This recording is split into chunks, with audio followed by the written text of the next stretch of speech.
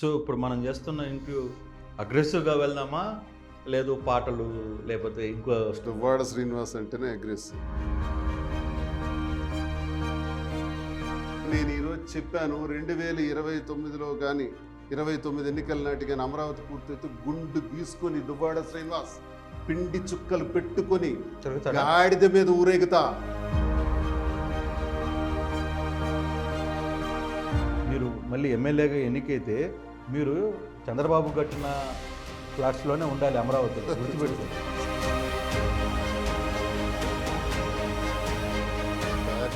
29లో నేను గుండు గీసుకుంటాను అంటున్నాను. ఇది జరగదు అని నేను చెప్తున్నాను. ఒక 4 days బ్యాక్ చంద్రబాబు నాయుడు అందరు కూర్చోబెట్టి వార్నింగ్ ఇచ్చి అచ్చెన్నాయుడికి వార్నింగ్ ఇచ్చి సొంత చెల్లెల్ని వ్యవస్థరం చేసి బట్టలు ఓడదీసి నిమ్మాళ్ళలో అతి దారుణంగా కొట్టినటువంటి అచ్చెన్నాయుడు తెలుసా? జగన్ గారు మిమ్మల్ని అత్యంత దగ్గరగా ఎమ్మెల్సీ చేశారు. చాలా ఒక రైట్ హ్యాండ్‌లో మిమ్మల్ని నడుస్తున్న టైంలో మళ్ళీ మీకు వెనకాల ఇప్పుడు మళ్ళీ సస్పెన్షన్ వేట్‌లో పడిపోయారు. అసలు ఏం జరుగుతుంది? మీ తప్పంటారా? లేకపోతే ఏంటి? First time suspension doctor YS Rajasekhara Reddy గారు ముఖ్యమంత్రి, second time suspension Jaganmohan Reddy గారు ఉన్నారు. ఏంటి నాకు ఇద్దరి దగ్గర ఎందుకు ఇలా జరిగిందంటే ఇద్దరి దగ్గర నాకు వెళ్ళనివ్వడంటే ధర్మం కోసం. నీవు జగన్మోహన్ రెడ్డి కోసం ఉంటావు, అధికారం కోసం ఉంటావు మిస్టర్ ధర్మన్ ప్రసాద్. కానీ ఒక విషయం నిజం చెప్పాలి. అంటే అది నాకు ఏదో ఒక సోర్స్ ద్వారా వచ్చింది. మీరు ఏదో ఒక సినిమాలో ఎమ్మెల్యేగా నటిస్తున్నారనేది ఒక నిజమేనా? ఆల్రెడీ వాలంటీర్ అని ఒక సినిమా నటించాను. ఇప్పుడు త్వరలో షూటింగ్ ఉంది, అది కూడా చేస్తాను. ఫలానా వారి అబ్బాయి అని ఇంకా వాళ్ళు చెప్తారులేండి టైటిల్.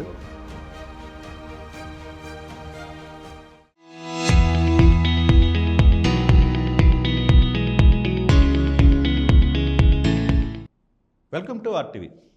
ప్రస్తుతం అందరం మనకి ఉత్తరాంధ్ర ట్రెండ్ సెట్టర్గా ఉన్న దువ్వాడ శ్రీనివాస్ మనతో ఉన్నారు.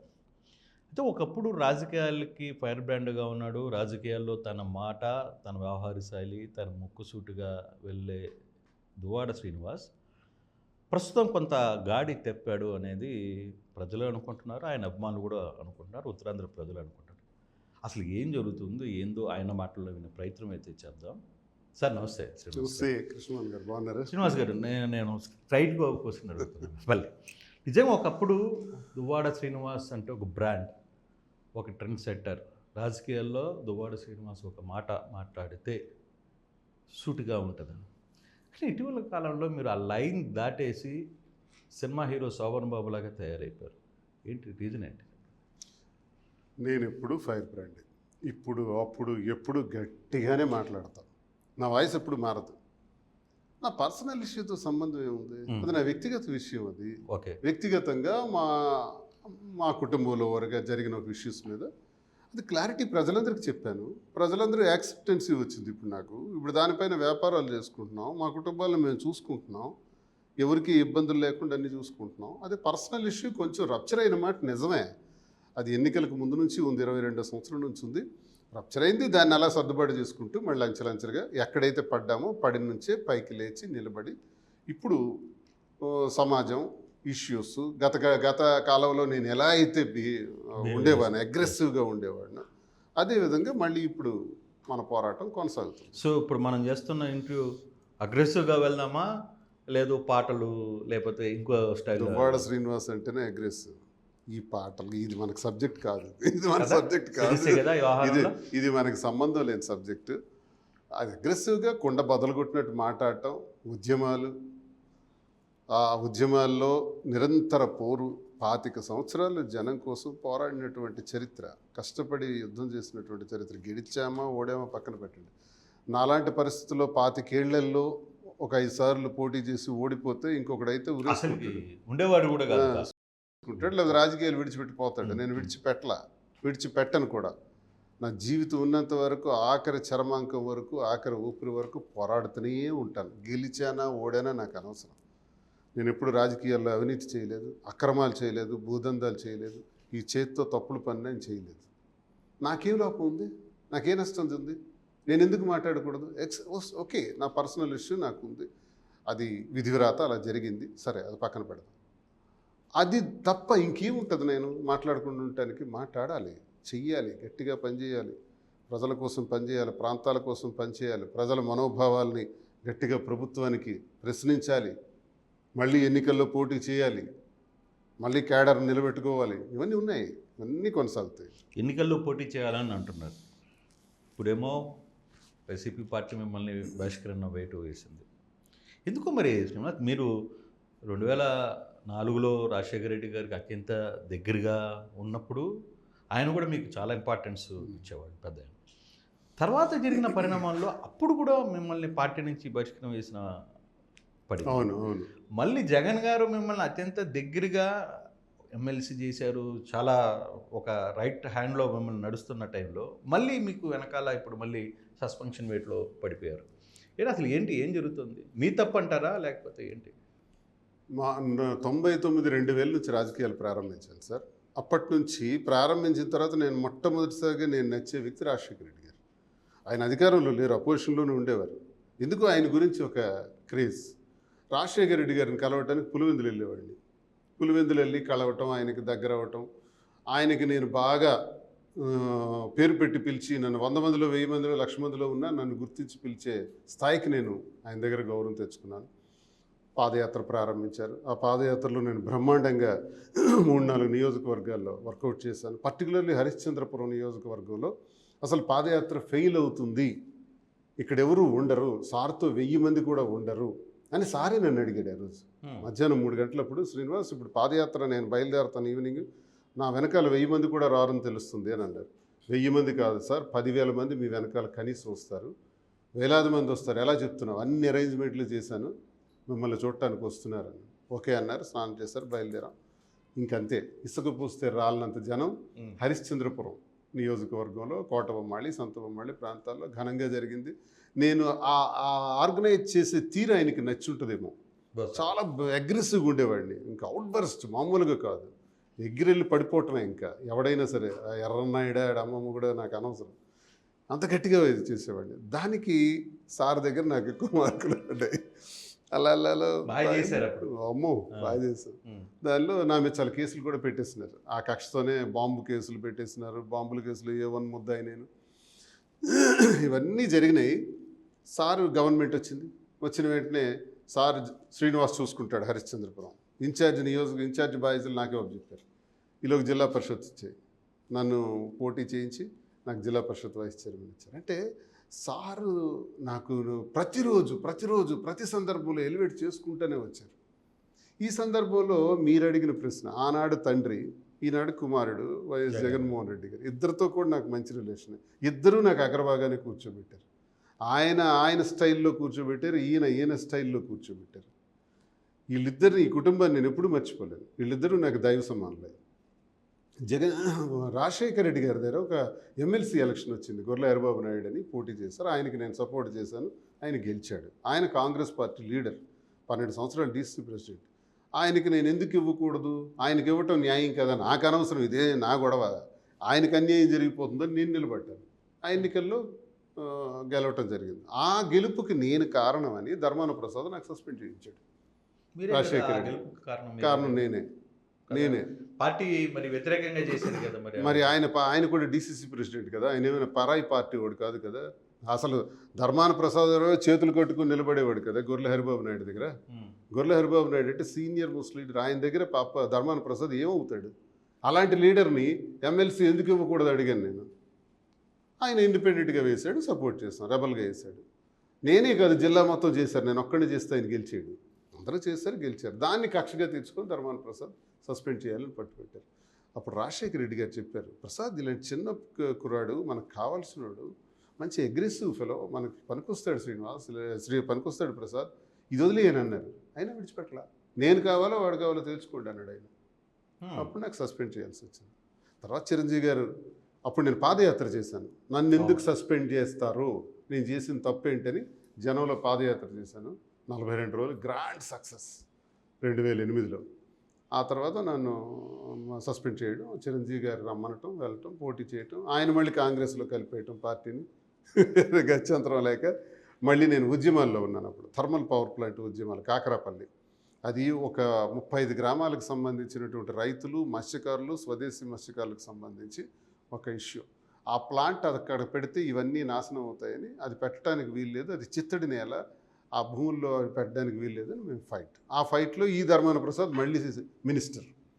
వీళ్ళందరూ నా మీద కక్షగట్టి పోలీస్ ఫోర్స్ పెట్టి నా మీద పోలీస్ ఫైరింగ్స్ కూడా ఓపెన్ చేయించారు. ఇంటికి వచ్చి ఫైరింగ్ ఆర్డర్స్ కూడా ఇచ్చేసినారు. కోర్స్ నన్ను అరెస్ట్ చేసేసి ఫైర్ ఓపెన్ చేశారు. ఆ ఫైర్ ఓపెన్ చేస్తే 3 కాలిపోయి చనిపోయారు. కోర్స్ ఆ ప్లాంట్ రద్దు అయింది. సెంట్రల్ మినిస్టర్ జయరాం రమేష్ గారు రద్దు చేశారు. విజయం సాధించాం. ఇలా ఎప్పుడు రెబల్గా ఉండే స్వభావంతో బ్రతికేవాడిని. జగన్మోహన్ రెడ్డి గారు అప్పుడు పార్టీ పెట్టడం, మళ్ళీ జగన్మోహన్ రెడ్డి గారు ఆహ్వానం మేరకు వెళ్ళాం. మరి ఆ కుటుంబమే కదా మంది. మళ్ళీ మొదటి స్థానానికి వచ్చేసినాం కదా. సంతోషంగా ఊపిరి పీల్చుకున్నాం. బ్రహ్మాండంగా ఉంది. జగనన్నతో 2010 పార్టీ ఆవిర్భావం దగ్గర నుంచే కష్టపడుతూ వస్తున్నాం. 14 ఎన్నికల్లో కష్టపడ్డాం, ఓడిపోయినాం. ఆయన ఉద్యమ తీరులో ఓడిపోయిన తర్వాత కూడా పార్టీని నడిపించారు. మళ్ళీ 19లో పోటీ చేసాం. ఎంపీగా నాకు ఇచ్చారు.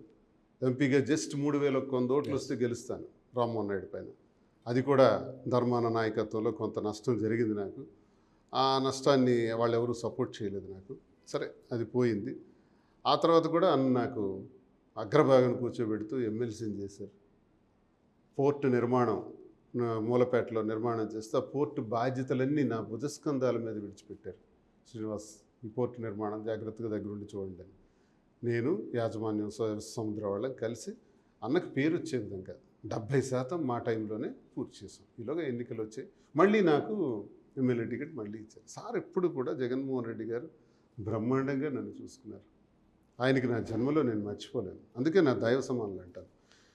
దురదృష్టం మా కుటుంబంలో వచ్చిన చిన్న ఇబ్బంది వల్ల 22వ సంవత్సరంలో వచ్చింది. 2 సంవత్సరాల పాటు గొడవ అవుతున్నా సారు నేను టికెట్ ఒక సందర్భంలో నాకు అక్కర్లేదు, మా మిసెస్కి ఇచ్చేయండి అని చెప్పి వాణికి చేసాను. నాకే చేసేయమన్నారు. నేను చేస్తాను కూడా. మళ్ళీ లాస్ట్లో ఎందుకో ఈక్వేషన్స్ మళ్ళీ నాకే ఆయన పోటీ చేయమన్నారు. చేశాను. కోర్స్ వేవ్లో మనం ఓడిపోయినాం అనుకోండి. ఈ టైంలో ఆ గొడవలు జరుగుతున్నప్పుడు కానీ ఆ సందర్భంలో కానీ లేకుండా అక్కడికి 8 నెలల తర్వాత మళ్ళీ సస్పెన్షన్ జరిగింది. Second time suspension. First time suspension doctor YS Rajasekhara Reddy గారు ముఖ్యమంత్రి. Second time suspension Jaganmohan Reddy గారు ఉన్నారు. ఏంటి నాకు ఇద్దరి దగ్గర ఎందుకు ఇలా జరిగిందంటే, ఇద్దరి దగ్గర నాకు విలన్ ఎవడంటే ధర్మాన ప్రసాద్. స్టిల్ ఈ రోజుకి మీరు ఇప్పటికీ ధర్మాన ప్రసాద్, కృష్ణదాస్ ఒత్తిడి వల్లే ఇది జరిగింది. నాకు చెడ్డ పేరు వచ్చేసిందని, పరువు పోతుందని, అందరూ అసహించుకుంటున్నారని, ఈయనకి పార్టీలో ఉంచడానికి వీలు లేదని రోజు ఒత్తిడి తెస్తే ఏం చేస్తారన్న? తప్పని పరిస్థితి. మీ తప్పు లేదంటారా ఈ విషయంలో? తప్పు నేను ప్రజలకు చెప్పాను, అన్నకి చెప్పాను, అన్నకి తెలుసు. అక్కడ 22 నుంచి జరుగుతుంది కదా. 24 ఎన్నికలకి ఎన్నిసార్లు 2-3 సార్లు సిట్టింగ్లు అయినాయి మాకు అధిష్టానంలో. కుటుంబపరంగా సిట్టింగులు పెట్టి టికెట్ డిసైడ్ చేయడం జరిగింది. దాన్ని అధిష్టానానికి తెలిసిన విషయాలే, ఇవేం కొత్త విషయాలు కాదు ఇప్పుడు సస్పెండ్ చేయడానికి. కానీ పార్టీ వీళ్ళు జిల్లా నుంచి వచ్చిన ఒత్తిడి వల్ల ఈ సస్పెన్షన్ అనేది జరిగింది. ఒకటి నేను చెప్తున్నా, ఇలాంటి 100 మంది ధర్మాన ప్రసాదులు, 1000 మంది ధర్మాన ప్రసాదరావులు అయినా నన్ను సస్పెండ్ చేయించినంత మాత్రాన్ని జగన్మోహన్ రెడ్డి గారి నుంచి నన్ను దూరం చేయలేరు. నా మనసులో నుంచి జగన్మోహన్ రెడ్డి గారిని దూరం చేయలేరు, రాజశేఖర రెడ్డి గారిని దూరం చేయలేరు. వాళ్ళు తిట్టారు రాజశేఖర రెడ్డి గారిని, వాళ్ళు తిట్టారు జగన్మోహన్ రెడ్డి గారిని. సూట్ కేసులు దొంగ అని జగన్మోహన్ రెడ్డి గారిని తిట్టింది ధర్మాన ప్రసాద్. కరెక్ట్. అదే ధర్మాన ప్రసాద్ ఈరోజు నాకు సస్పెండ్ చేయిస్తే, నీవు జగన్మోహన్ రెడ్డి కోసం ఉండవు, అధికారం కోసం ఉంటావు మిస్టర్ ధర్మాన ప్రసాద్. నేను జగన్మోహన్ రెడ్డి గారి కోసం ఉంటాను. నాలాగే సస్పెండ్ చేస్తే వెంటనే తిరుగుబాటు చేస్తారు, తిడతారు, ఇంకో పార్టీ చూసుకుంటారు, ఇంకో పార్టీకి పోయి ఆ తీర్థం పుచ్చుకుంటారు. నేను అలా చేయట్లా. నేను జగన్మోహన్ రెడ్డి గారికే గౌరవించుకుంటూ ఉంటాను, జగన్మోహన్ రెడ్డి గారిని స్మరించుకుంటూ ఉంటాను. ఇప్పుడు పార్టీలో మీరు ఉన్నట్ట లేరంట చెప్పండి. సస్పెన్షన్ అంటే suspension is not an action, it can be revoked at any time. Revoke చేయొచ్చు. ఇప్పుడు మీరు పార్టీలో, నేను పార్టీలో లేనంటే సస్పెన్షన్ కదా. లేదు అంటే పార్టీ యాక్టివిటీస్లో నేను ఉండకూడదు. రూల్ ఏంటంటే సస్పెన్షన్ అర్థం యాక్టివిటీస్ ఏవైతే ఉన్నాయో వాటి నుంచి పక్కన పెట్టడం. ఇప్పుడు నన్ను పక్కన పెట్టారు కాబట్టి నేను ఏ యాక్టివిటీలో కూడా లేదు. ఈ ప్లేస్లో వేరే వ్యక్తిని కూడా తీసుకొచ్చి అది ధర్మాన తాలూకా చెప్పులు అంటే కూడా కొన్ని తెచ్చిపెట్టారు. కానీ మీరు ఈ మధ్యకాలంలో బీజేపీకి గట్టిగా ట్రై చేశారని నిజమా అంటే అక్కడి నుంచి నాకు కొన్ని పెద్ద వ్యక్తుల దగ్గర నుంచి పిలుపు వచ్చింది. నేనేమి చెప్పలా నేనేమి చెప్పలే. చూద్దాం. నా వ్యక్తిగత కానీ పిలుపు అయితే విషయాల్లో వచ్చింది. వచ్చింది. అదేనా ఒక్క అదొకటి ఉందా, లేకపోతే జనసేన నుంచి కూడా నేను మీరు ఏదో కొంత పవన్ కళ్యాణ్ వైపుకి వెళ్ళాలని No, no, సత్యవిత్తాలు no. ట్రై చేస్తున్నారని? నో నో శ్రీనివాస్ గారు సిరీస్ జనసేన తెలుగుదేశం వైపు నేను ఎప్పుడూ వెళ్ళను. ఎందుకు వెళ్ళనంటే వాళ్ళకి నేను ఇష్టానుసారం నా జీవితంలో తిట్టాను. చంద్రబాబు నాయుడు గారిని విమర్శించాను, లోకేష్ని విమర్శించాను, తూర్పార పట్టాను ఆ పార్టీ సిద్ధాంతాల గురించి. అలాగే జనసేన మరి పవన్ కళ్యాణ్ గారి గురించి కూడా విమర్శించాను, ఆయన్ని తూర్పార పట్టాను. ఇప్పుడు ఏ నోరు పెట్టుకుని నన్ను పొగడమంటారు? ఇది నోరా కాదా? నాకు అలాంటి క్యారెక్టర్ లేని పనులు నేను చేయలేను. నా వల్ల కాదు అది. నేను ఎట్టి పరిస్థితుల్లో కూడా వాళ్ళని పొగడను. అలాగే దైవ సమానుడిగా భావిస్తున్నటువంటి వైఎస్ఆర్ కుటుంబం జగన్మోహన్ రెడ్డి గారిని ఏ నోరు పెట్టుకుని మళ్ళీ తిట్టాలంటారు? ఏం మనం 1000 సంవత్సరాలు బ్రతుకుతామా? ఎంత చిన్న కాలం బతుకుతాం. ఈ కాలంలో మేలు చేసేవాడిని తిట్టడం, తిట్టేవాడిని పొగట్టడం, ఈ సాంప్రదాయాలు నాకు రావు. నేను చేయను. బీజేపీ అన్నది ఆ సిద్ధాంతాలు కానీ ఆ నాయకత్వం కానీ నాకు గౌరవం ఇష్టమే. కానీ అలా అని అక్కడికి కూడా నేను వెళ్ళలేని పరిస్థితి. ఎందుకంటే పిలిచారు, కానీ నేను వ్యాపారాల్లో ఉన్నాను, రాలేదని చెప్పాను. అలా అని జగన్మోహన్ రెడ్డి గారు అంటేనే నాకు చాలా ఇష్టం, గౌరవం. జగన్మోహన్ రెడ్డి గారు కేకేసి నువ్వు ఇది చెయ్యి అంటే అది చేయడానికి మనం ఎప్పుడు సిద్ధంగా ఉంటాం. అంటే తిరిగి జగన్మోహన్ రెడ్డి నుంచి పిలుపు కోసం మీరు ఎంతో ఆతృతగా ఎదురు చూస్తున్నారు. దీన్ని బట్టి అర్థమవుతుంది. పిలుపు అంటే ఆయన స్నేహాన్ని ఆయన దగ్గర ఉండే ఆ ఇది నేను విడిచిపెట్టుకోలేను. ఆ అనుబంధం అలాంటిది. ఇన్ని సందర్భాల్లో ఆయన నా కోసం నిలబడే తీరు అలాంటిది. నా కోసం ఆయన చేసినటువంటి కొన్ని బయటికి చెప్పుకోలేని విషయాలు. ఎంపీగా నేను కొన్ని హండ్రెడ్స్ ఆఫ్ క్రోర్స్లో నేను టర్న్ ఓవర్ చేశాను. గ్రానైట్స్ కానీ వ్యాపారాల్లో కానీ 25 years గ్రానైట్స్. ఆ బిజినెస్ ఎంత గట్టిగా చేశానో బిజినెస్లో కింద పడిపోయిన రోజులు కూడా ఉన్నాయి. డీజిల్ కొట్టించుకుని లేని రోజులు కూడా ఉన్నాయి. పార్లమెంట్ ఎన్నికల్లో 2018లో అప్పటికి నా మైండ్స్ అన్ని ఆపేసినారు. టోటల్ ఇబ్బందుల్లోకి వచ్చాను. కొలాప్స్, ఆర్థిక ఇబ్బందుల్లోకి వచ్చాను. అప్పుడు జగన్మోహన్ రెడ్డి గారు నన్ను పిలిచి ఎంపీగా నిల్చోబెట్టారు. నేను 50 కోట్లు ఖర్చు పెడతాను, 100 కోట్లు ఖర్చు పెడతాను, నాకు ఇవ్వండి టికెట్ అనే వాళ్ళని సుత్తిమెత్తు రిజెక్ట్ చేసి పడేసినారు. సీనుకే ఇస్తాను నేను. సీను దగ్గర డబ్బులు లేవు కదా, ఏం పర్వాలేదు. సీను డబ్బులు లేకపోయినా సీను పోటీ చేస్తాడు. ఆ వ్యక్తిత్వం ఏంటి, ఆ మనిషి తీరేంటి, అంత కఠినం, అంత ఒక మనిషిని నమ్మితే అంత గట్టిగా ఉండే మనుషులు ఉంటారా రాజకీయాల్లో? కానీ ఎక్కడో శ్రీనివాస్ జగన్ని తిరిగి దగ్గర చేసుకునే ప్రయత్నంలో భాగంగా పాత జరిగిన సంఘటనలన్నీ మళ్ళీ మాట్లాడే ప్రయత్నం చేస్తున్నాడేమో అని అనిపిస్తుంది నాకు. అంటే మళ్ళీ జగన్ కోటలోకి చేరిపోవాలి అనే ఆతృత ఎక్కువగా ఉన్నట్టు అనిపిస్తుంది. నా ఇంటి దగ్గర ఇప్పుడు మీరు కెమెరా పెడితే జగన్మోహన్ రెడ్డి గారి కటౌట్స్ ఉన్నాయి, ఇంట్లో బ్యానర్స్ ఉన్నాయి. నా స్టోర్కి వెళ్తే హైదరాబాద్లో రాజశేఖర రెడ్డి గారి ఫోటో ఉంటుంది. ఈ జీవితకాలం ఉంటాయి, నేను ఉన్నంత వరకు ఉంటాయి. ఇవి పోవు. పార్టీతో సంబంధమే ఉంది, పనితీరుతో సంబంధమే ఉంది. వాళ్ళంటే నాకు ఇష్టం. నన్ను నిలబెట్టిన వాళ్ళు, నాకు రాజకీయ జీవితాన్ని ఇచ్చిన వాళ్ళు, నాకు గౌరవాన్ని ఇచ్చిన వాళ్ళు, వాళ్ళు నా మనసులో ఎప్పుడూ ఉంచుకుంటాను నేను. పార్టీ పరంగా రాజకీయం పరంగా ఇప్పుడు అర్జెంటుగా సార్ దగ్గరికి వెళ్ళిపోయి అన్న నాకు సస్పెన్షన్ ఇస్తే ఏంటి, ఇది ఏమైనా ఉద్యోగం కాదు కదా, ఎత్తేస్తారు పని చేయంటారు. పెద్ద పనేం కాదు. అది కాదు నాకు కావాల్సింది. వాళ్ళు నా మనసులో ఎప్పుడూ ఉంటారు. కానీ ఏదో ధర్మాన లాంటి వ్యక్తి వాళ్ళ ఫ్యామిలీ మిమ్మల్ని పార్టీలోకి రానిచ్చే అవకాశం ఉందా? వాళ్ళు ఎవరన్నా రానివ్వడానికి? వాళ్ళు ఎవరండి? జగన్మోహన్ రెడ్డి గారు సర్వం ఈ పార్టీలో. ఆయనే సుప్రీం. జగన్మోహన్ రెడ్డి గారి కనుసన్నల్లోనే ఎవరైనా పని చేయాలి. ధర్మాన ప్రసాద్ అయినా దువ్వాడ శ్రీనివాస్ అయినా. మేమెవరం మధ్యలో? మా నిర్ణయాలు ఏంటి? అవి ఉండవు. జగన్మోహన్ రెడ్డి గారే మాకు సర్వస్వం. ఆయన తలుచుకుంటే ఇవన్నీ ఏముంటాయి? కానీ జిల్లాలో జరుగుతున్న అక్రమాలు అన్యాయాల మీద నేను మాట్లాడుతున్నా. ధర్మాన ప్రసాద్కి నాకు ఆస్తులు గొడవలు లేవు. వాళ్ళ కుటిల రాజకీయాలు అంటే నేను ఎందుకు నాకు ఇంత తీవ్రమైన శత్రువుగా అతను నన్ను పెట్టాడంటే నేను స్పష్టంగా ఉన్న వాస్తవాలు మాట్లాడటం. ఏంటి? ఎర్రంనాయుడికి ధర్మాన ప్రసాద్కి ఉన్న రిలేషన్స్. ఎర్రంనాయుడు మరణానంతరం అచ్చెన్నాయుడికి, రామ్మోహన్ నాయుడికి, ధర్మాన ప్రసాద్కి, కృష్ణదాస్కి ఉన్న రిలేషన్స్. ఈ రిలేషన్స్ని నేను కుండ బద్దలు కొట్టినట్టు మాట్లాడాను. అంటే వీళ్ళు నలుగురు కలిసిపోతారు, అందరూ ఓడిపోవాలి, వీళ్ళు నలుగురు మాత్రం గెలిచేయాలి. కులాల మీద దాడులు చేస్తారు. అసలు కులాల మీద దాడులు కాదు, వెలమ కులం, వెలమ కులానికి చెందిన వాళ్ళు ఆ కులం మీద దాడి చేశారు. ఉదాహరణకి ఈయనకి రాజకీయాల్లోకి తీసుకొచ్చిన, ఎర్రన్నాయుడిని రాజకీయాల్లోకి తీసుకొచ్చిన వ్యక్తుడు తంగి సత్యనారాయణ గారు, బొగ్గు లక్ష్మణరావు గారు, సింహ ప్రభాకర్ గారు వీళ్ళు రాజకీయాల్లో ఉన్నారా? సర్వనాశనం చేసేసినారు వీళ్ళ కుటుంబాల్ని. ఎవడు? ఎర్రంనాయుడు, ఇప్పుడు అచ్చెన్నాయుడు, గుండప్పల సూర్యనారాయణ గారు నీతికి నిజాయితీకి మారు పేరు మా జిల్లాలో. ఆయనకు ఉంచారా? ఆత్మక్షోభతో ఆయన ఈరోజు ఆయన మరణించే సమయానికి మానసిక ఒత్తిడితో ఉన్నారని నేను అంటాను గట్టిగా. దానికి కారణం ఎవరు? వీళ్ళే. ఈ సోకాళ్ళు ఎర్రన్నాయుడు ఎందుకు చేస్తాడు వీడు? ఈ అచ్చెన్నాయుడు ఇవన్నీ ఎందుకు చేస్తాడు అనుకుంటున్నారు? ధర్మాన్ని గెలిపించడానికి చేస్తారు. ధర్మాన్ని పైన ఒక సామాన్య వ్యక్తిని తెచ్చి ఎమ్మెల్యే అభ్యర్థిగా పెడతారు. ఎందుకు? లక్ష్మి గారికి పెట్టినా, గుండప్పల సూర్యనారాయణ గారికి పెట్టినా ధర్మాన ప్రసాద్ గెలవటం కష్టం కాబట్టి సామాన్యమైన వ్యక్తిని పెడతారు. అప్పుడు ధర్మాన్ని ఈజీగా గెలుస్తాడు. ధర్మాన్ని ఏం చేస్తాడు? శ్రీనివాస్ అనే వ్యక్తిని లేపేస్తే అచ్చెన్నాయుడు బలంగా ఉంటుంది. ఇంకెవరిని పెట్టుకున్నా పర్వాలేదు. వాళ్ళ అనుచరులు అనే వాళ్ళకి ఎవరికి పెట్టుకున్నా పర్వాలేదు. అలాంటి వాళ్ళు పెట్టుకోవడానికి ధర్మాన్ని ప్రయత్నిస్తాడు. ఇది అవగాహన. అంటే అక్కడ సామాజిక వర్గం ముందు వాళ్ళ సామాజిక వర్గాన్ని నాశనం చేశారు వాళ్ళు. వాళ్ళ సామాజిక వర్గంలో ఉన్నటువంటి ధర్మాన ప్రసాద్ కృష్ణదాస్ చరిత్ర అలాంటిదే.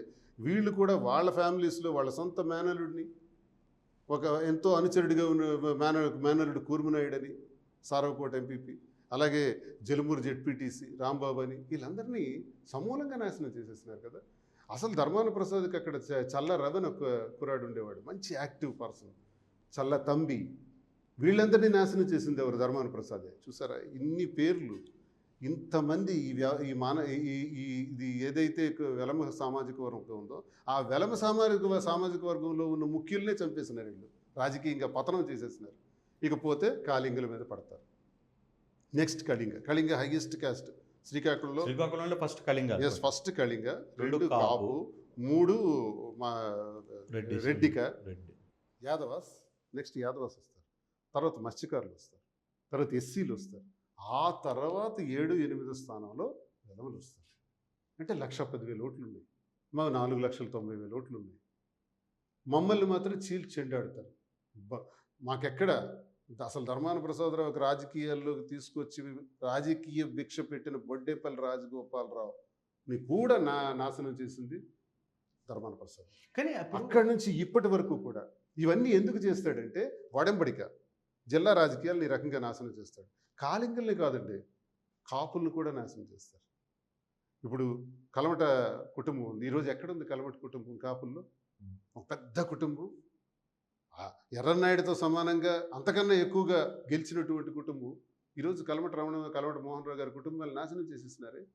అలాగే వైసీపీలోకి వస్తే కూడా ప్రతి దగ్గర కాపులు, రెడ్డి శాంతి గారు పోటీ చేసిన, గొర్రెల కిరణ్ పోటీ చేసిన, అక్కడ గ్రూపులను తయారు చేసి వాళ్ళల్లో వాళ్ళని చీల్చి చెండాడి వాళ్ళు గెలవడానికి అవకాశం లేకుండా ఏర్పాట్లని వీళ్ళే చేస్తారు. అంటే మీలో ఐక్యం లేకపోవడమే కదా. కళింగలో కావచ్చు, లేకపోతే ఇతర సామాజిక వర్గాల్లో ఐక్యం లేకపోతే వాళ్ళు ఆ సామాజిక వర్గం ఐక్యం లేకపోవడం కాదు, వీళ్ళకి ఎక్కువ ప్రాధాన్యత ఉండటం. పార్టీల్లో వీళ్ళకి ఎక్కువ ప్రాధాన్యత ఉండటం. ఆ ప్రాధాన్యతతో మమ్మల్ని గ్రూపులు చేసి అయిన వాడికి గెలవగలిగిన వాడిని టికెట్ ఇవ్వకుండా అవకాశం లేని వాళ్ళకి తెచ్చి ప్రోత్సహించి రెచ్చగొట్టి కులాల్ని చీల్చి చెండాడి అన్నదమ్ముల మధ్య చీల్చేస్తారు, భార్యాభర్తలను చీల్చేస్తారు, తండ్రి కొడుకుల్ని చీల్చేస్తారు, మామల్లుల్ని చీల్చేస్తారు. సీతారామరావుని తండ్రి కొడుకులు కలమట మోహన్ రావు గారిని, గుండప్పల సూర్యనారాయణ గారికి, లక్ష్మి గారికి విడదీసి మళ్ళీ భార్యకి ఇద్దాం, భర్తకి ఇద్దామని రకరకాలు పెడతారు. వీళ్ళిద్దరికి వద్దు ఇంకొకటి పెడదామంటారు. లుచ్చ రాజకీయాలు చేస్తారు వీళ్ళు.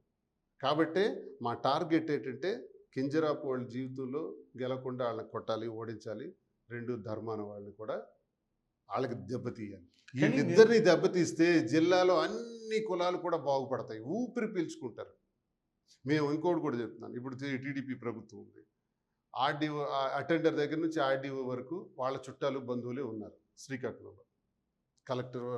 కలెక్టర్ దొరకలేదు కాబట్టి అన్ని కులాలు అన్నీ వాళ్ళకి సంబంధించిన చుట్టాల బంధువులే ఉన్నారు.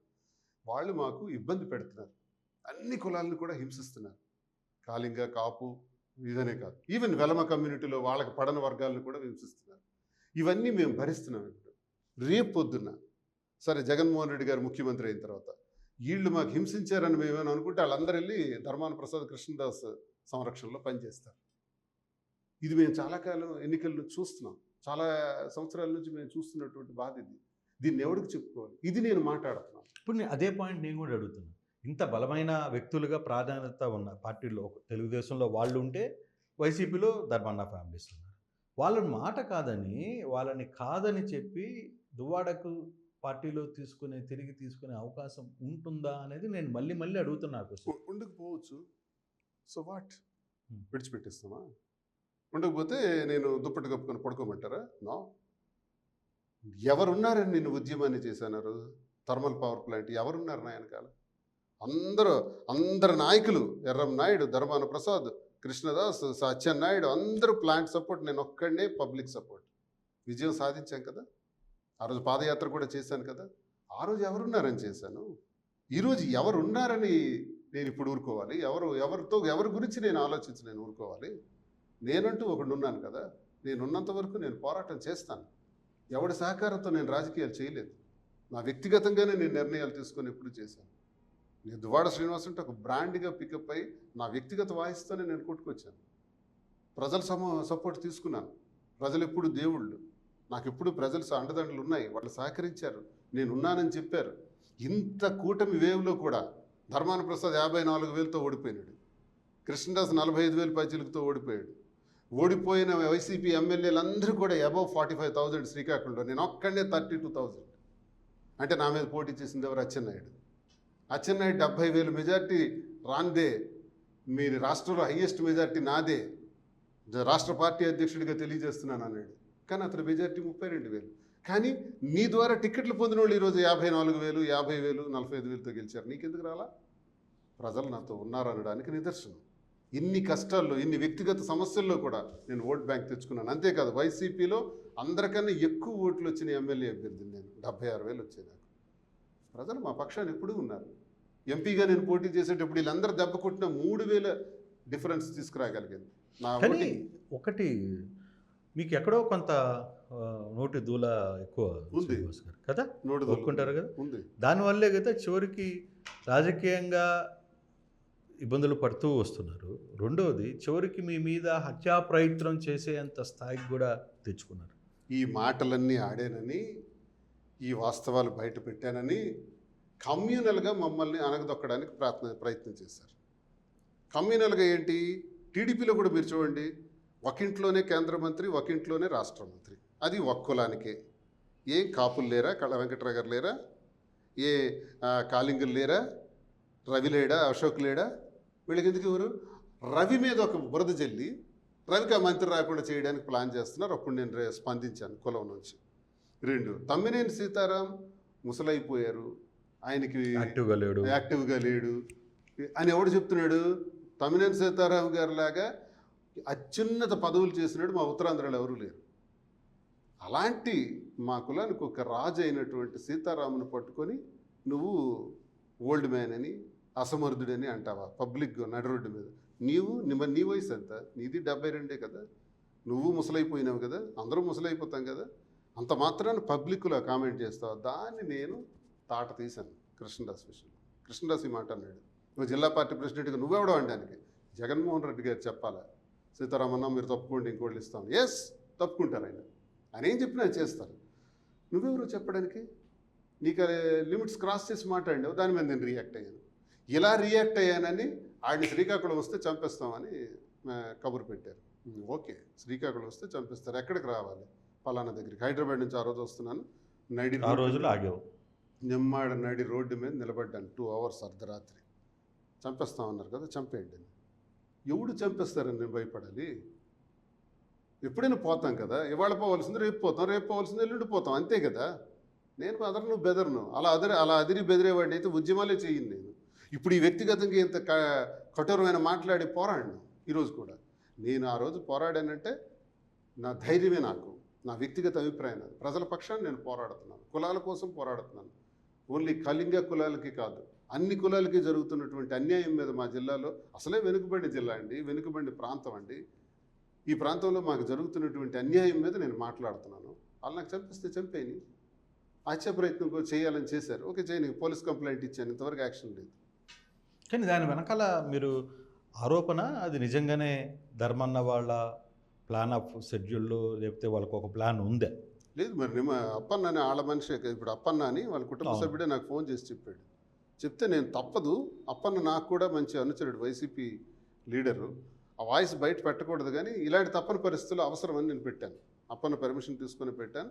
అందుకే అప్పన్నకి రాచి రంపాన పెట్టి 4 రోజుల పాటు జైల్లో పెట్టి 4 రోజులు ఇష్టానుసారం కొట్టి హింసించారు ఉమ్. వీళ్ళందరూ కలిపి. ఎవరు? ఈ బ్యాచ్ ఈ కిలాడి బ్యాచ్. కి అంటే కింజరాపు, డి అంటే ధర్మాన, కిలాడి, కేడి, అంటే పార్టీలు వేరైనా వ్యవస్థ అంతా ఒకటే. కేడీలు, కిలాడీలు కలిపి ఈరోజు అప్పన్నని హింసించారు. కానీ మీరు ఎందుకు మీ కళింగ ఒక ఇది జరిగినట్టు ఉంది కదా, మీ మీటింగు ఉమ్. సామాజిక సమీకరణంలో జరిగింది. చేశారు. ఎప్పుడు లేనిది మీరు కొంత దగ్గర అయినట్టున్నారు, చాలా పెద్ద స్థాయిలో నిర్వహించారు. ఏంటి దాని కారణం ఏంటి? ఒంటరి అయిపోయాను, సస్పెండ్ చేశారు. ఏం చేయాలో అర్థం కాలేదు. సస్పెండ్ చేశారు. వదిలే బాడీ కాదు, నిద్ర రెస్ట్ తీసుకునే బాడీ కాదు, ఏదో ఒకటి చేయాలి, ఇష్యూస్ మీద పోరాడదాం.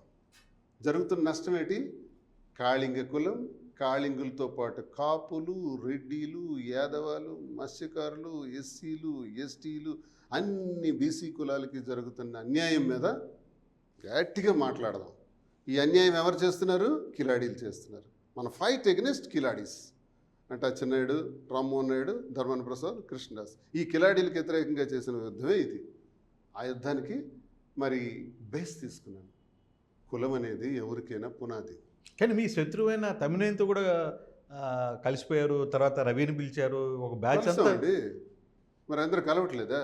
ఏ కులం కలవట్లేదు ఈ దేశంలో? కమ్మలు కలవట్లేదా? రెడ్డిలు కలవట్లేదా? కాపులు కలవట్లేదా? తిట్టుకుని మరీ కలిసిపోవట్లేదా? అందరు కలిస్తే తప్పు లేదు. నేను కళింగ కులానికి చెందినవాడిని. మా కులంలో కూడా జరుగుతున్నటువంటి అన్యాయం మీద మా నాయకులను అందరినీ కలిసి దగ్గర చేసుకొని అందరినీ దగ్గర చేసి ఒకటై ఒక ఉద్యమం స్టార్ట్ చేస్తే అది నా మనసులో ఉన్నది కాదు, ప్రజల మనసులో ఉంది. నేను 3-4 సందర్భాల్లో రియాక్ట్ అయిన సందర్భాన్ని చూసి 60,000 మంది ఒక వేదిక మీదకి వచ్చారు. బాగా చిన్న సక్సెస్ పిక్నిక్ పెడితే this is the first time in the history of Srikakulam. ఎవరికి ఇన్వైట్ చేయాలి. కానీ మీడియా సమావేశం, మీడియాకి కానీ ఎవరికి చెప్పకుండా ఎందుకు అంత సీక్రెట్ మీటింగ్ జరపాలి? సీక్రెట్గానే చేద్దాం అనుకున్నాం. అసలు పర్సనల్గా చేద్దాం అనుకుని గట్టిగా అందరం కలిపి ఒక 500 మంది కబురు పెట్టుంటాం. అక్కడికి 60,000 మంది వచ్చారు. 57,000 మంది రిజిస్ట్రీ సెంటర్ అయింది. ఎంట్రీ అయ్యి అందరూ నన్ను మోసుకుంటూ తీసుకెళ్ళారు. సభా వేదిక నేను కారు దిగిన దగ్గర నుంచి మోసుకుంటూ 1/2 కిలోమీటర్ నన్ను మోసుకుంటూ తీసుకెళ్లారు. వాళ్ళకి ఎంత రుణపడి ఉన్నాను. ఎందుకు మోసారు? ఆ భుజాల మీద మోసే దానిలో ఉన్న అర్థం ఏంటి? వాళ్ళ ఆర్తనాదం, వాళ్ళ గొంతు ఏం మాట్లాడుతుంది, వాళ్ళ గుండెలు ఏం చెబుతున్నాయి, వాళ్ళ మనోవ్యధ ఏంటి. అందుకే వాళ్ళు నన్ను మోసారు. మోయటంలో అర్థం ఏంటంటే బాధ్యతను ఒప్పచెప్పారు. ఎస్ నువ్వు యుద్ధం చెయ్యని అన్నారు. నేను ఆడిన మాటలకి ఆ రోజు వచ్చిన సపోర్ట్ నా జన్మలు మర్చిపోను. ఇప్పుడు ఉధృత స్థాయిలో ఇంకా పనిచేస్తాను. అందుకే నేను అందరికీ తెలియజేస్తున్నాను, సోదరులారా, ఒక్క కళింగులకి కాదు అన్ని కులాలకి జరుగుతున్న అన్యాయం మీద మనం యుద్ధం చేద్దాం, ఏకమవుదాం, కిలాడీల్ని వెంట పెడదాం. కేవలం మీరు చెప్తున్న ఈ సోకాల్డ్ వ్యక్తుల్ని ఉత్తరాంధ్ర నుంచి పక్కన పెట్టాలని ఒక నిర్ణయంతో మీరు చేసిన ఒక ప్లాన్ ఇది, అంతేకా? ఇప్పుడు బోటు మునిగిపోయింది, సముద్రంలో మునిగిపోతున్నప్పుడు ఏదో ఒక చెక్క పట్టుకుని మళ్ళీ పైకి వస్తాం కదా, ఎత్తుకొట్టుకుని చేస్తాం. మేము ఏదైతే కష్టం అనిపిస్తున్నామో, ఏదైతే ఇబ్బంది పడుతున్నామో, ఆ ఇబ్బందుల్లో నుంచే సమస్యని పరిష్కరించుకోవడానికి ముందుకు. మీరు 20 సంవత్సరాల నుంచి ఇదే మాట చెప్తున్నారు, నేను యుద్ధం చేస్తానే ఉంటారు, కానీ మీరు సక్సెస్ కాలేదు కదా. You are failure man in politics. గెలిస్తే సక్సెస్, ఓడిపోతే ఫెయిల్యూర్ అని ఎలా అనుకుంటున్నారు? I want to be a leader. కొంతమంది ఎమ్మెల్యేలు అవుతారు. మీ నియోజకవర్గం ఎమ్మెల్యే ఎవడంటే ఎవడికి తెలియదు, పేరే చెప్పలేరు. ఎమ్మెల్యేగా గెలిచిన తర్వాత 5 సంవత్సరాలు పోతే వాడు ఎక్కడుంటాడో తెలియదు. But this Duvvada Srinivas for ever and ever and ever in the hearts of people, Srikakulam people. ఎందుకు ఆ స్థానం సంపాదించుకుంటున్నాం అంటే లీడర్షిప్ అన్నది గెలిచినంత మాత్రాన కాదు. మహానుభావులే ఓడిపోయారు. మహానుభావులు రాజ్యాంగాన్ని రచించిన అంబేద్కర్ గారికి అవకాశం రాలేదు, అలాగే మహాత్మా గాంధీ గారికి అవకాశం రాలేదు. They're all leaders. మనం వాళ్ళని ఏం చూసి నేర్చుకోవాలి? వాళ్ళ యుద్ధ స్ఫూర్తిని మనం తీసుకోవాలి, వాళ్ళ ఫైటింగ్ స్పిరిట్ని మనం తీసుకోవాలి, వాళ్ళ అభ్యున్నతిని మనం తీసుకొని మనం ఆ రకంగానే మనం కూడా ఒక వాళ్ళ ఫాలోవర్స్గా, వాళ్ళ అడుగుజాడల్లో నడిచే వ్యక్తులుగా మనం ఎందుకు ప్రయత్నించకూడదు? మా మన్యం దొర అల్లూరి సీతారామరాజు ఏం సాధించాడు? తుపాకీ గుళ్ళకే మరణించాడు, బట్ చరిత్రలో మిగిలిపోయాడు. అన్నీ మనం యుద్ధం చేసేటప్పుడు ఆఫ్టర్ ఎమ్మెల్యే గెలుస్తున్నాము ఓడుతున్నాం అనేది కాదు. ముందు మనం యుద్ధం చేస్తున్నామా లేదా, ఒక విషయం మీద మనం పోరాడుతున్నామా లేదా, అది విజయం సాధించుతున్నామా లేదా, అది ఆ దిశలో మనం ముందుకెళ్తాం. కానీ ఇప్పుడు తాజాగా ఇంకొక మాట ప్రస్తావనకు తెస్తున్నారు మీ ప్రాంతవాసులు, ప్రధానంగా మీరు కూడా ఈ మధ్య మాట్లాడుతూ నేను విన్నా. కళింగ రాష్ట్రం అని చెప్పి ఒక ప్రస్తావన తీసుకుని వస్తున్నారు. ఇప్పటికే మీ ముఖ్యమంత్రి అంటే మీ నాయకుడు 3 రాజధానులు అని చెప్పి 11 సీట్లతో ఇంటికి వెళ్ళిపోయి కూర్చున్న పరిస్థితి. ఇప్పుడు మళ్ళీ తాజాగా మావిగన్ అనే ఒక ప్రస్తావన తీసుకుని వచ్చి మళ్ళీ అక్కడ జరుగుతుంది. ఇప్పుడు మీరు మీలాంటి ఆ పార్టీకి సంబంధించి వాళ్ళ నాయకుల్లో ఉన్న మీరు మళ్ళీ కళింగ రాష్ట్రం అని చెప్తారు. ఎందుకు నీ ప్రాంతాల మధ్య విద్వేషణ చెరగొట్టాలి, లేదా వాళ్ళని లేపాలి, ఇది రాష్ట్రం ప్రశాంతంగా ఉండకూడదని ఒక కంకణం ఏమైనా కట్టుకున్నారా మీరందరూ? 3 ప్రాంతాలు అభివృద్ధి చేస్తానని చెప్పి 3 రాజధానులు పెడతామన్న జగన్మోహన్ రెడ్డి గారి ఆలోచన వెనుకున్న నిగూఢమైన అర్థాన్ని నేను ఇప్పుడు ప్రశ్నించాలి. మీరు మంచి క్వశ్చన్ వేశారు, చాలా ఇంపార్టెంట్ క్వశ్చన్ ఇది. ఈ రాష్ట్ర విభజనలో ముఖ్యంగా నష్టపోతున్నది మా శ్రీకాకుళం జిల్లా ఉత్తరాంధ్ర ప్రాంతం. ఉదాహరణకి మద్రాస్ ప్రెసిడెన్సీలో ఉండేటప్పుడు మద్రాసు నుంచి బెరహంపూర్ ఛత్రపూర్ వరకు ఇది ఒక రాష్ట్రం. ఆ రాష్ట్రం భాషా ప్రయుక్త రాష్ట్రాల కింద విడిపోయినప్పుడు కర్నూలు నియోజకవర్గం, కర్నూలు క్యాపిటల్ అయింది. మేము మద్రాసు వెళ్ళాం మూటాముల్లి సర్దుకుంటూ, మా పనుల మీద, అవసరాల మీద, కష్టాల మీద. అలాగే కర్నూలు వెళ్ళాం. హైదరాబాదు కర్నూలు కాదు, ఇప్పుడు హైదరాబాద్ అంటే హైదరాబాదు వెళ్ళాం. అరేరే హైదరాబాద్ కూడా విడిపోయింది రాష్ట్రం నుంచి, తెలంగాణ నుంచి, మరి ఆంధ్రప్రదేశ్ సపరేట్ అయింది. ఇప్పుడు అమరావతి అంటే అమరావతి కూడా వెళ్తున్నాం. ఎంత అమాయక బ్రతుకులండి మావి, ఎంత హీనక్రియను అనిపిస్తుంది. మీరందరూ ఏమనుకుంటున్నారో, కృష్ణా, గుంటూరు, ప్రకాశం ఇటువైపు వరకు మీరు, లేకపోతే రాయలసీమ ఏమనుకుంటున్నారో, మా బాధ అంతా వేరే, మా ఉత్తరాంధ్ర బాధ అంతా వేరే. మేము ఎవరికి ఊడికం చేయాలి? ఈ రాష్ట్రంలో, ఇప్పుడు విడిపోయిన ఈ రాష్ట్రంలో ఉన్నటువంటి ఒక మెగాసిటీ విశాఖపట్నం. మా ఉత్తరాంధ్ర శ్రమ, మా ఉత్తరాంధ్ర నిధులు, మా ఉత్తరాంధ్ర ప్రాంతంలో ఉండేటటువంటి నిధులను కూడా డైవర్ట్ చేసి మరో రాజధానిని మీరు అభివృద్ధి చేస్తే తప్పకుండా రెండో రాష్ట్రం కోసం పోరాటం స్టార్ట్ అవుతుంది, డౌట్ ఏం లేదు. అందుకే నేను అన్నది ఏంటంటే, జగన్మోహన్ రెడ్డి గారు ప్రాంతాల వారీగా అభివృద్ధి చేయడానికి ఆలోచన చేయాల్సిన అవసరం అందుకే వచ్చిందంటాను. విశాఖపట్నం మరి ప్రజలు మీకు ఆ తీర్పు ఇవ్వలేదుగా? ప్రజలు ఎందుకు ఇవ్వలేదు సార్? మొన్న వచ్చిన మ్యాండేట్లకి ఇటుకి సంబంధం, చరిత్రలో కొన్ని పనులు మనం చేస్తాం, ఆ పనులకు ప్రజలు అంగీకరించే ఓట్ల ద్వారా, ఓటింగ్ ద్వారా వచ్చే రిజల్ట్ని బట్టి అంచనా వేసుకోవటానికి లేదు. మా ప్రాంతీయుల తాలూకా ఇష్టం ఏంటంటే విశాఖపట్నాన్ని కూడా ప్రత్యేక స్థాయిలో గుర్తింపు ఉండాలి ప్రపంచంలో, పరిపాలనా రాజధాని ఇవ్వడానికి మేము అంగీకరిస్తున్నాం. అక్కడ కూడా ఇప్పుడున్న రాష్ట్రాలు చాలా ప్లాంట్స్ అన్ని తెస్తున్నాయి కదా, చాలా ప్రాజెక్ట్స్ తెస్తున్నాయి కదా. మాకు అక్కడ ముఖ్యమంత్రి ఉండాలి, మా పాలకుడు అక్కడ ఉండాలి, ఉండి పరిపాలన చేయాలి. కర్నూలు న్యాయ రాజధాని అన్నారు, ఎస్. ఇక్కడ శాసన రాజధాని అన్నారు, అమరావతి ఎత్తట్లేదే, రాజధాని వద్దనలేదే, అమరావతే రాజధాని, శాసన రాజధాని అమరావతి. జగన్మోహన్ రెడ్డి గారు 100 సార్లు చెప్తున్నా, 1000 సార్లు చెప్తున్నా అదే. శాసన రాజధాని అమరావతే, పరిపాలనా రాజధాని విశాఖపట్నం. ఢిల్లీ చారిత్రాత్మకమైనటువంటి నగరం.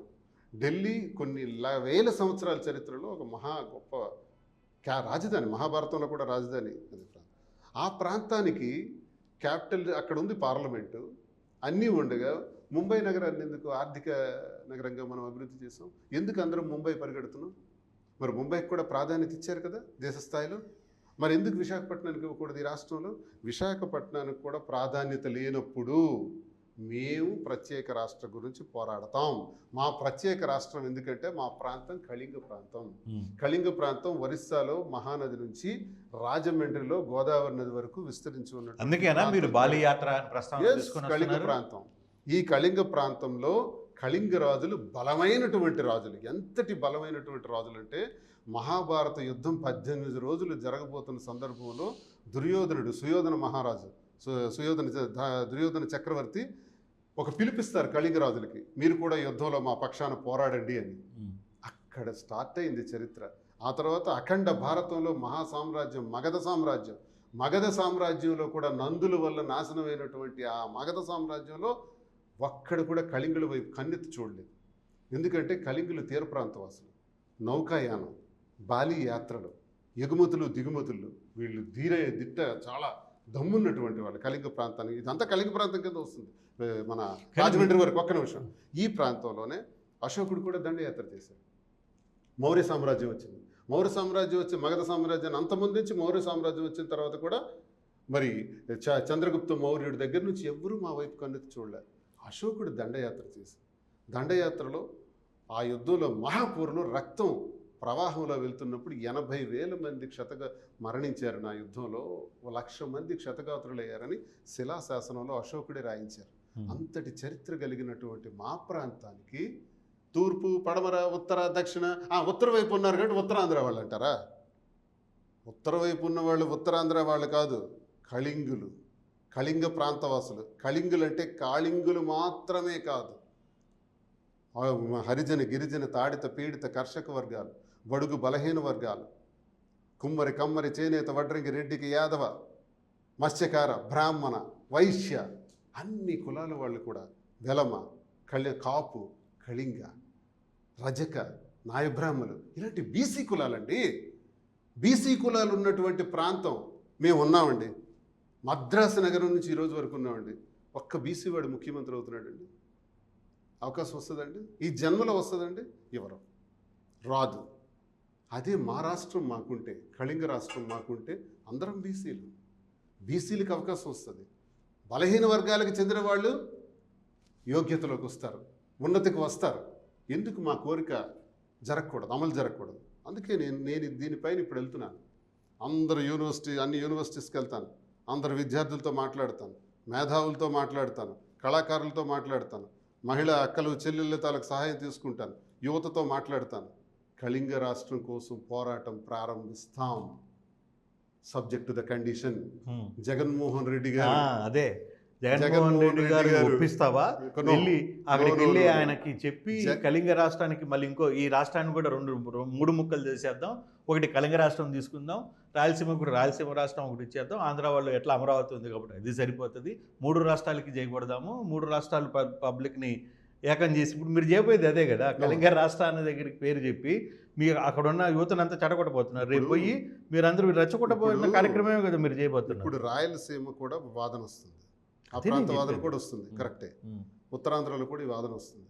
ఈ వాదనలకు చెక్ పెట్టాలంటే ఏం చేయాలి? జగన్మోహన్ రెడ్డి గారి formula plan A is right, is apt. Jaganmohan Reddy గారు చెప్పినట్టు ఋషికొండ దగ్గర కట్టినటువంటి ఆ నిర్మాణాల్లో ఏం లేదు. ఇప్పుడు మీరు అమరావతి ఈ జన్మ కాదండి, 12 ఏళ్ళు అయింది మనకి ఇది వచ్చి రాష్ట్ర విభజన జరిగి. మరో 2 పుష్కర కాలాలైనా, మరో 30 సంవత్సరాలైనా అమరావతి నిర్మాణం జరగదు జరగదు జరగదు. 2028కి అమరావతి జరగదు సార్, జరగదు సార్. చెప్పండి గారు, నేను ఈరోజు చెప్పాను 2029లో కానీ 29 ఎన్నికల నాటి కానీ అమరావతి పూర్తయితే గుండు గీసుకొని దువ్వాడ శ్రీనివాస్ పిండి చుక్కలు పెట్టుకొని గాడిద మీద ఊరేగుతా. సీరియస్, అది సీరియస్ రికార్డు. రేపు ఉదయాన్నే దీని మీదనే చెప్తాను. అమరావతి నిర్మాణం 29వ సంవత్సరంలోగా పూర్తి చేయగలిగితే 30 సంవత్సరాలు కనీసం పడుతుందని నేను అంటున్నాను. ఎందుకంటే 29 కాకపోతే దువ్వాడ శ్రీనివాస్ గుండు గుడుచుకొని చుక్కలు పెట్టుకొని గాడిద మీద తిరుగుతారు, అంతే కదా? ఇది నేను గట్టిగా జగన్మోహన్ రెడ్డి గారి తరఫున, జగన్మోహన్ రెడ్డి గారు 3 రాష్ట్రాల గురించి వారు ప్లాన్ ఏదైతే చెప్పారో అది అమలు చేస్తే సులభం. 10,000 కోట్లతో క్లోజ్ అయిపోతుంది. 2 లక్షల కోట్లు, 1,00,000 ఎకరాలు, ఇది జరిగే పరిస్థితి కాదు. స్క్వేర్ ఫీట్కి ఢిల్లీలో 970 కోట్లతో రాజధాని నిర్మాణం, క్యాపిటల్ మన పార్లమెంట్ నిర్మాణం చేశారు. దానికి ఖర్చు అయింది స్క్వేర్ ఫీట్కి 4,000 రూపాయలు. మొన్న కేసీఆర్ గారు కూడా తెలంగాణలో 618 కోట్ల రూపాయలతో రాజధాని నిర్మాణం చేశారు. దానికి ఖర్చు అయింది 3,800 రూపాయలు. చంద్రబాబు నాయుడు అమరావతి నిర్మాణం కోసం 14,000 రూపాయలు స్క్వేర్ ఫీట్ కోసం పెడితే 2 లక్షల కోట్లు, ఎకరాకి 2 లక్షలతో 2 కోట్లు చొప్పున. 2 లక్షల కోట్లు అని ఎవరు చెప్పారు మీకు? మరి చెప్తున్నారు కదా, 2 సార్ ఎకరా ఎవరు చెప్పారు? ఎక్కడైనా చంద్రబాబు నాయుడు చెప్పారండి, ఎకరా 2 లక్షల కోట్లు అవుతుందని చెప్పి ఎకరా. ఇప్పుడు దాకా ఎంత ఖర్చు అయిందో తెలుసా మీకు? ఎకరా డెవలప్మెంట్ చేయడానికి 2 కోట్లు అవసరం అన్నారు. 1,00,000 ఎకరాలు సేకరించారు గత ప్రభుత్వం. మీరు లెక్కలేసుకొని చూడండి, ఆ లెక్కలు వాళ్ళు గవర్నమెంట్ చెప్పిందే సార్, ఖర్చులని. వాళ్ళు ఎట్లండి? చెప్పింది 14 నుంచి 19 వరకు 50,000 ఎకరాలు తెచ్చేది మున్సిపాలిటీకి కూడా పనికిరాదు అన్నారు. ఇప్పుడే మరో 50,000 ఎకరాలు సేకరించేశారు. 1,00,000 ఎకరాలు అన్నారు. అందులో రైతులకి ఇంత భాగం ఇస్తామని చెప్పారు. వాళ్ళు అలో లక్షణాన్ని బాధపడుతున్నారు. ఆ నల్లరేగడి భూమి, నదీ పరివాహక ప్రాంతం, ఆ ప్రాంతంలో రాజధాని నిర్మాణం అసాధ్యం. మీకు ఈరోజు చెప్తున్నా, అక్కడ ఇన్ని 2,00,000 కోట్లు ఖర్చు పెట్టి ఆ రాజధాని, అంటే వాళ్ళు చెప్పిన లెక్కే నేను చెప్తున్నాను. ఎకరా డెవలప్ చేయడానికి 2 కోట్లు అవుతుంది. నేను అడుగుతుంది, 1,00,000 ఎకరాలు అంటే 2,00,000 కోట్లు. ఎక్కడ వాళ్ళు 2,00,000 కోట్లు ఖర్చు అవుతుందని ఎవరైనా, ఒక మంత్రి కావచ్చు, లేకపోతే ఒక అధికారి కావచ్చు, లేకపోతే ముఖ్యమంత్రి స్థాయి దగ్గర నుంచి కింద స్థాయిలో ఎవరైనా దాని గురించి అవునండి. చెప్పారు. ఎకరాకి 2 కోట్లు మీరు లెక్కలేసుకుంటే ఎకరా డెవలప్ చేయడానికి 2 కోట్లు అంటే అట్లా కాదు వాళ్ళే కదా. చెప్పారు కదా, చంద్రబాబు నాయుడు చెప్పారు కదా, అది ఎట్లా అవుతుంది? 2 కోట్లు అవుతుందని చెప్పారు కదా. ఇప్పుడు దాకా 2,00,000 ఇప్పుడు దాకా ఎంత ఖర్చు పెట్టారు? ఏమైంది? 40,000 కోట్లు అయింది అంతే కదా. 40,000 కోట్లు కూడా అంతే. 40,000 కూడా కాదు, 9, అంతకుముందు 9,500 అంత కలిపితే ఒక 20 కోట్లు, 20,000 దగ్గర 20,000 కోట్ల వరకు అయింది. ఏముంది అక్కడ? నల్లరేగడి భూములే కనబడుతున్నాయి. ఏముంది చెప్పండి? 20,000 కోట్లు అయింది. సో భవిష్యత్తులో కూడా ఎన్నేళ్ళైనా దీనికి కార్యరూపం రాదు. అంటే నేను 2029లో పొరపాటున మీరు మళ్ళీ ఎమ్మెల్యేగా ఎన్నికైతే మీరు చంద్రబాబు కట్టిన ఫ్లాట్స్లోనే ఉండాలి అమరావతిలో, గుర్తుపెట్టుకోండి సార్. 29లో నేను గుండు గీసుకుంటాను అంటున్నాను, ఇది జరగదు అని నేను చెప్తున్నాను. మీరు అంత కంగారు పడిపోయి ఏదో అయిపోద్దని ఊహించేసుకుంటే అది జరగదు సార్. అది ఒక ఇల్లు కట్టడమే అసాధ్యం సార్. 1,000 కోట్లతో ఇల్లు నిర్మాణం పూర్తి చేస్తారా? 3 ఏళ్ళు ఆల్రెడీ ఇది 26వ సంవత్సరం అయిపోతుంది కదా. 27లోకి వచ్చేస్తాం ఇంకా కొద్ది నెలల్లో. ఇది ఎలా పూర్తి చేస్తారో చూస్తాను. ఎందుకు ప్రజలకు మోసం చేస్తారు? స్కీమ్స్ అన్నీ ఫెయిల్యూర్ చేసినారే. ఈరోజు జగన్మోహన్ రెడ్డి గారు వారి ప్రభుత్వ హయాంలో అత్యంత ప్రాధాన్యత ఇచ్చింది ఆరోగ్యానికి. ఈరోజు ఆసుపత్రికి వెళ్ళి నాకు అనారోగ్యం ఉంది, ఆపరేషన్ కోసం వచ్చాను, ఆరోగ్యశ్రీ ద్వారా నాకు చెయ్యండి అంటే, నో, మీకు ఆరోగ్యశ్రీ ద్వారా ఆపరేషన్ జరగదు, డబ్బులు కట్టండి అంటున్నారు ఆసుపత్రుల్లో. ఆరోగ్యశ్రీలో 3,280 రకాల డిసీజుల్ని 80% తీసిపడదు. తీసేయటం వల్ల ఈరోజు ఆరోగ్యశ్రీ చచ్చిపోయింది. అది పక్కన పెట్టండి. ఇకపోతే వ్యవసాయానికి వచ్చినప్పుడు రైతు నడ్డే విరిగిపోయింది. సన్న రకాల ధాన్యం వాడు కొనట్లేదు, ఎరువులు లేవు, విత్తనాలు లేవు, పురుగు మందులు లేవు, రైతు దగ్గరికి వెళ్ళి గిట్టుబాటు ధరలు ఇచ్చేవాడు లేదు, మొక్కజొన్న పంట గిట్టుబాటు ధర లేదు. రైతులు అలో లక్షణ నరక యాతన చూస్తున్నారు. రైతుకి ఏడాది వచ్చేటప్పటికి 50,000, 70,000, ₹1,00,000 జగన్మోహన్ రెడ్డి గారి ద్వారా వివిధ పథకాల ద్వారా అందేది. ఇప్పుడు అవన్నీ లేవే. రైతు ఇబ్బంది పడుతున్నాడే. స్కూల్స్ అన్ని నాశనం అయిపోయినాయి, విద్య సర్వనాశనం అయిపోయింది. ఎక్కడ చూసి ఈ ఫీ రీఎంబర్స్మెంట్ ఈ రోజు వరకు ఇవ్వలేదు. తల్లిదండ్రులు ఈరోజు సూసైడల్ సిచ్యువేషన్ ఉంది. కాలేజీల్లో పిల్లలకు ఇబ్బంది పెడుతున్నారు. ఎవరు కూడా ఫీజులు కట్టుకోలేక నానా అష్టకష్టాలు పడుతున్నారు. విద్యా వ్యవస్థలన్నీ సర్వనాశనం అయిపోయినాయి. నాడు వ్యవస్థ నాశనం అయిపోయింది. పిల్లలు అక్కడికి వెళ్ళి భోజనాలు చేస్తే మధ్యాహ్న భోజన పథకాలు చాలా అస్తవ్యస్తంగా ఉన్నాయి. సార్, వ్యవస్థలన్నీ పోయినాయి సార్. వాళ్ళు ఇచ్చిన సూపర్ 6, సూపర్ 7 కూడా అమలు చేసుకోలేని స్థితిలో వాళ్ళు ఉన్నారు సార్. ప్రతి నిరుద్యోగికి కూడా ₹1,500 ఇస్తామన్నారు, ₹3,000 ఇస్తామన్నారు సార్. ప్రతి మహిళకి ₹1,500 ఇస్తామన్నారు సార్. ఏంటి ఇప్పుడు జరుగుతాయి? ఇప్పుడు కళింగ రాష్ట్రం ఏమంటే డబ్బులు లేవు సార్. కళింగ రాష్ట్రానికి దువ్వాడ శ్రీనివాస్ సీరియస్గా దాన్ని టేకప్ ఇది ఈరోజు విత్తనం వేశాను. కళింగ రాష్ట్రం అంటామా, కళింగ సీమ అంటామా, టైటిల్ ఫిక్స్ చేస్తాం. కళింగ ప్రాంతం, అక్కడ విత్తనం వేస్తున్నాను. ఈ విత్తనమే మహావృక్షం కాబోద్ది. నా యుద్ధం ఈ విత్తనంతో ప్రారంభిస్తాం. మాకు ఒకవేళ అమరావతి రాజధాని అంటే కళింగ యుద్ధం ప్రారంభం తప్పదు. కళింగ యుద్ధం గురించి మీకు ఎందుకు చెప్పానో తెలుసా?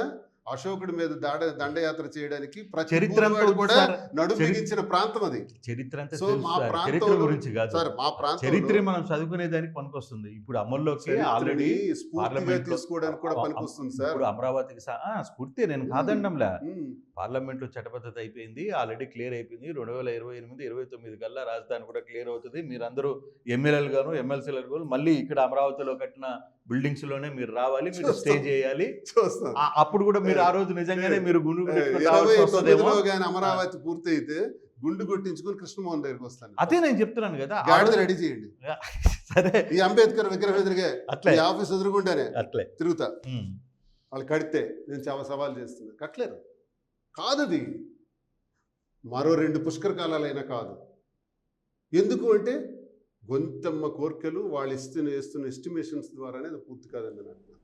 ఆ లెక్కలు కరెక్ట్ కాదంటున్నాను. ఎందుకండి 20,000 కోట్లు అని మీరు చెప్తున్నారు కదా సార్, ఇప్పటికి శాంక్షన్ అయిందని? అంత అవసరమా? 900 కోట్లతో కేంద్ర ప్రభుత్వం కట్టేసింది కదా పార్లమెంట్ ఢిల్లీలో 4000 కోట్ల స్క్వేర్ ఫీట్కి. 618 కోట్లతో ఆయన కట్టేసినారు కదా కేసీఆర్ గారు తెలంగాణలో. వీళ్ళ కిందకి 20,000 కోట్లు, 20,000 కోట్లకి ఇంకా నల్లరేగడి భూమే కనబడుతుంది. ఇంకా మీరు 29 కల్లా అమరావతి అయిపోతుంది అంటున్నారు. ఏ లెక్కల్లో చెప్తున్నారు సార్? జరగదు. మరొక ఈ రెండు పుష్కర కాలాలైనా జరగదు సార్. అందుకే మేము అంటున్నాం 3 ప్రాంతాలు అభివృద్ధి చేయండి. విశాఖపట్నానికి పరిపాలనా కేంద్రం కింద జగన్మోహన్ రెడ్డి గారు పెట్టారు. ఆల్రెడీ ఆఫీసులు కట్టేశారు. ఆయన ఏం సొంతానికి కట్టుకోలేదు, మన కోసం కట్టారు. మీకోసం, నా కోసం, ప్రజల కోసం కట్టారు. అక్కడ వెళ్ళి కూర్చోండి, ప్రారంభించండి. బ్రహ్మాండం, మేము ఒప్పుకుంటాం, ఏ ప్రాబ్లం లేదు.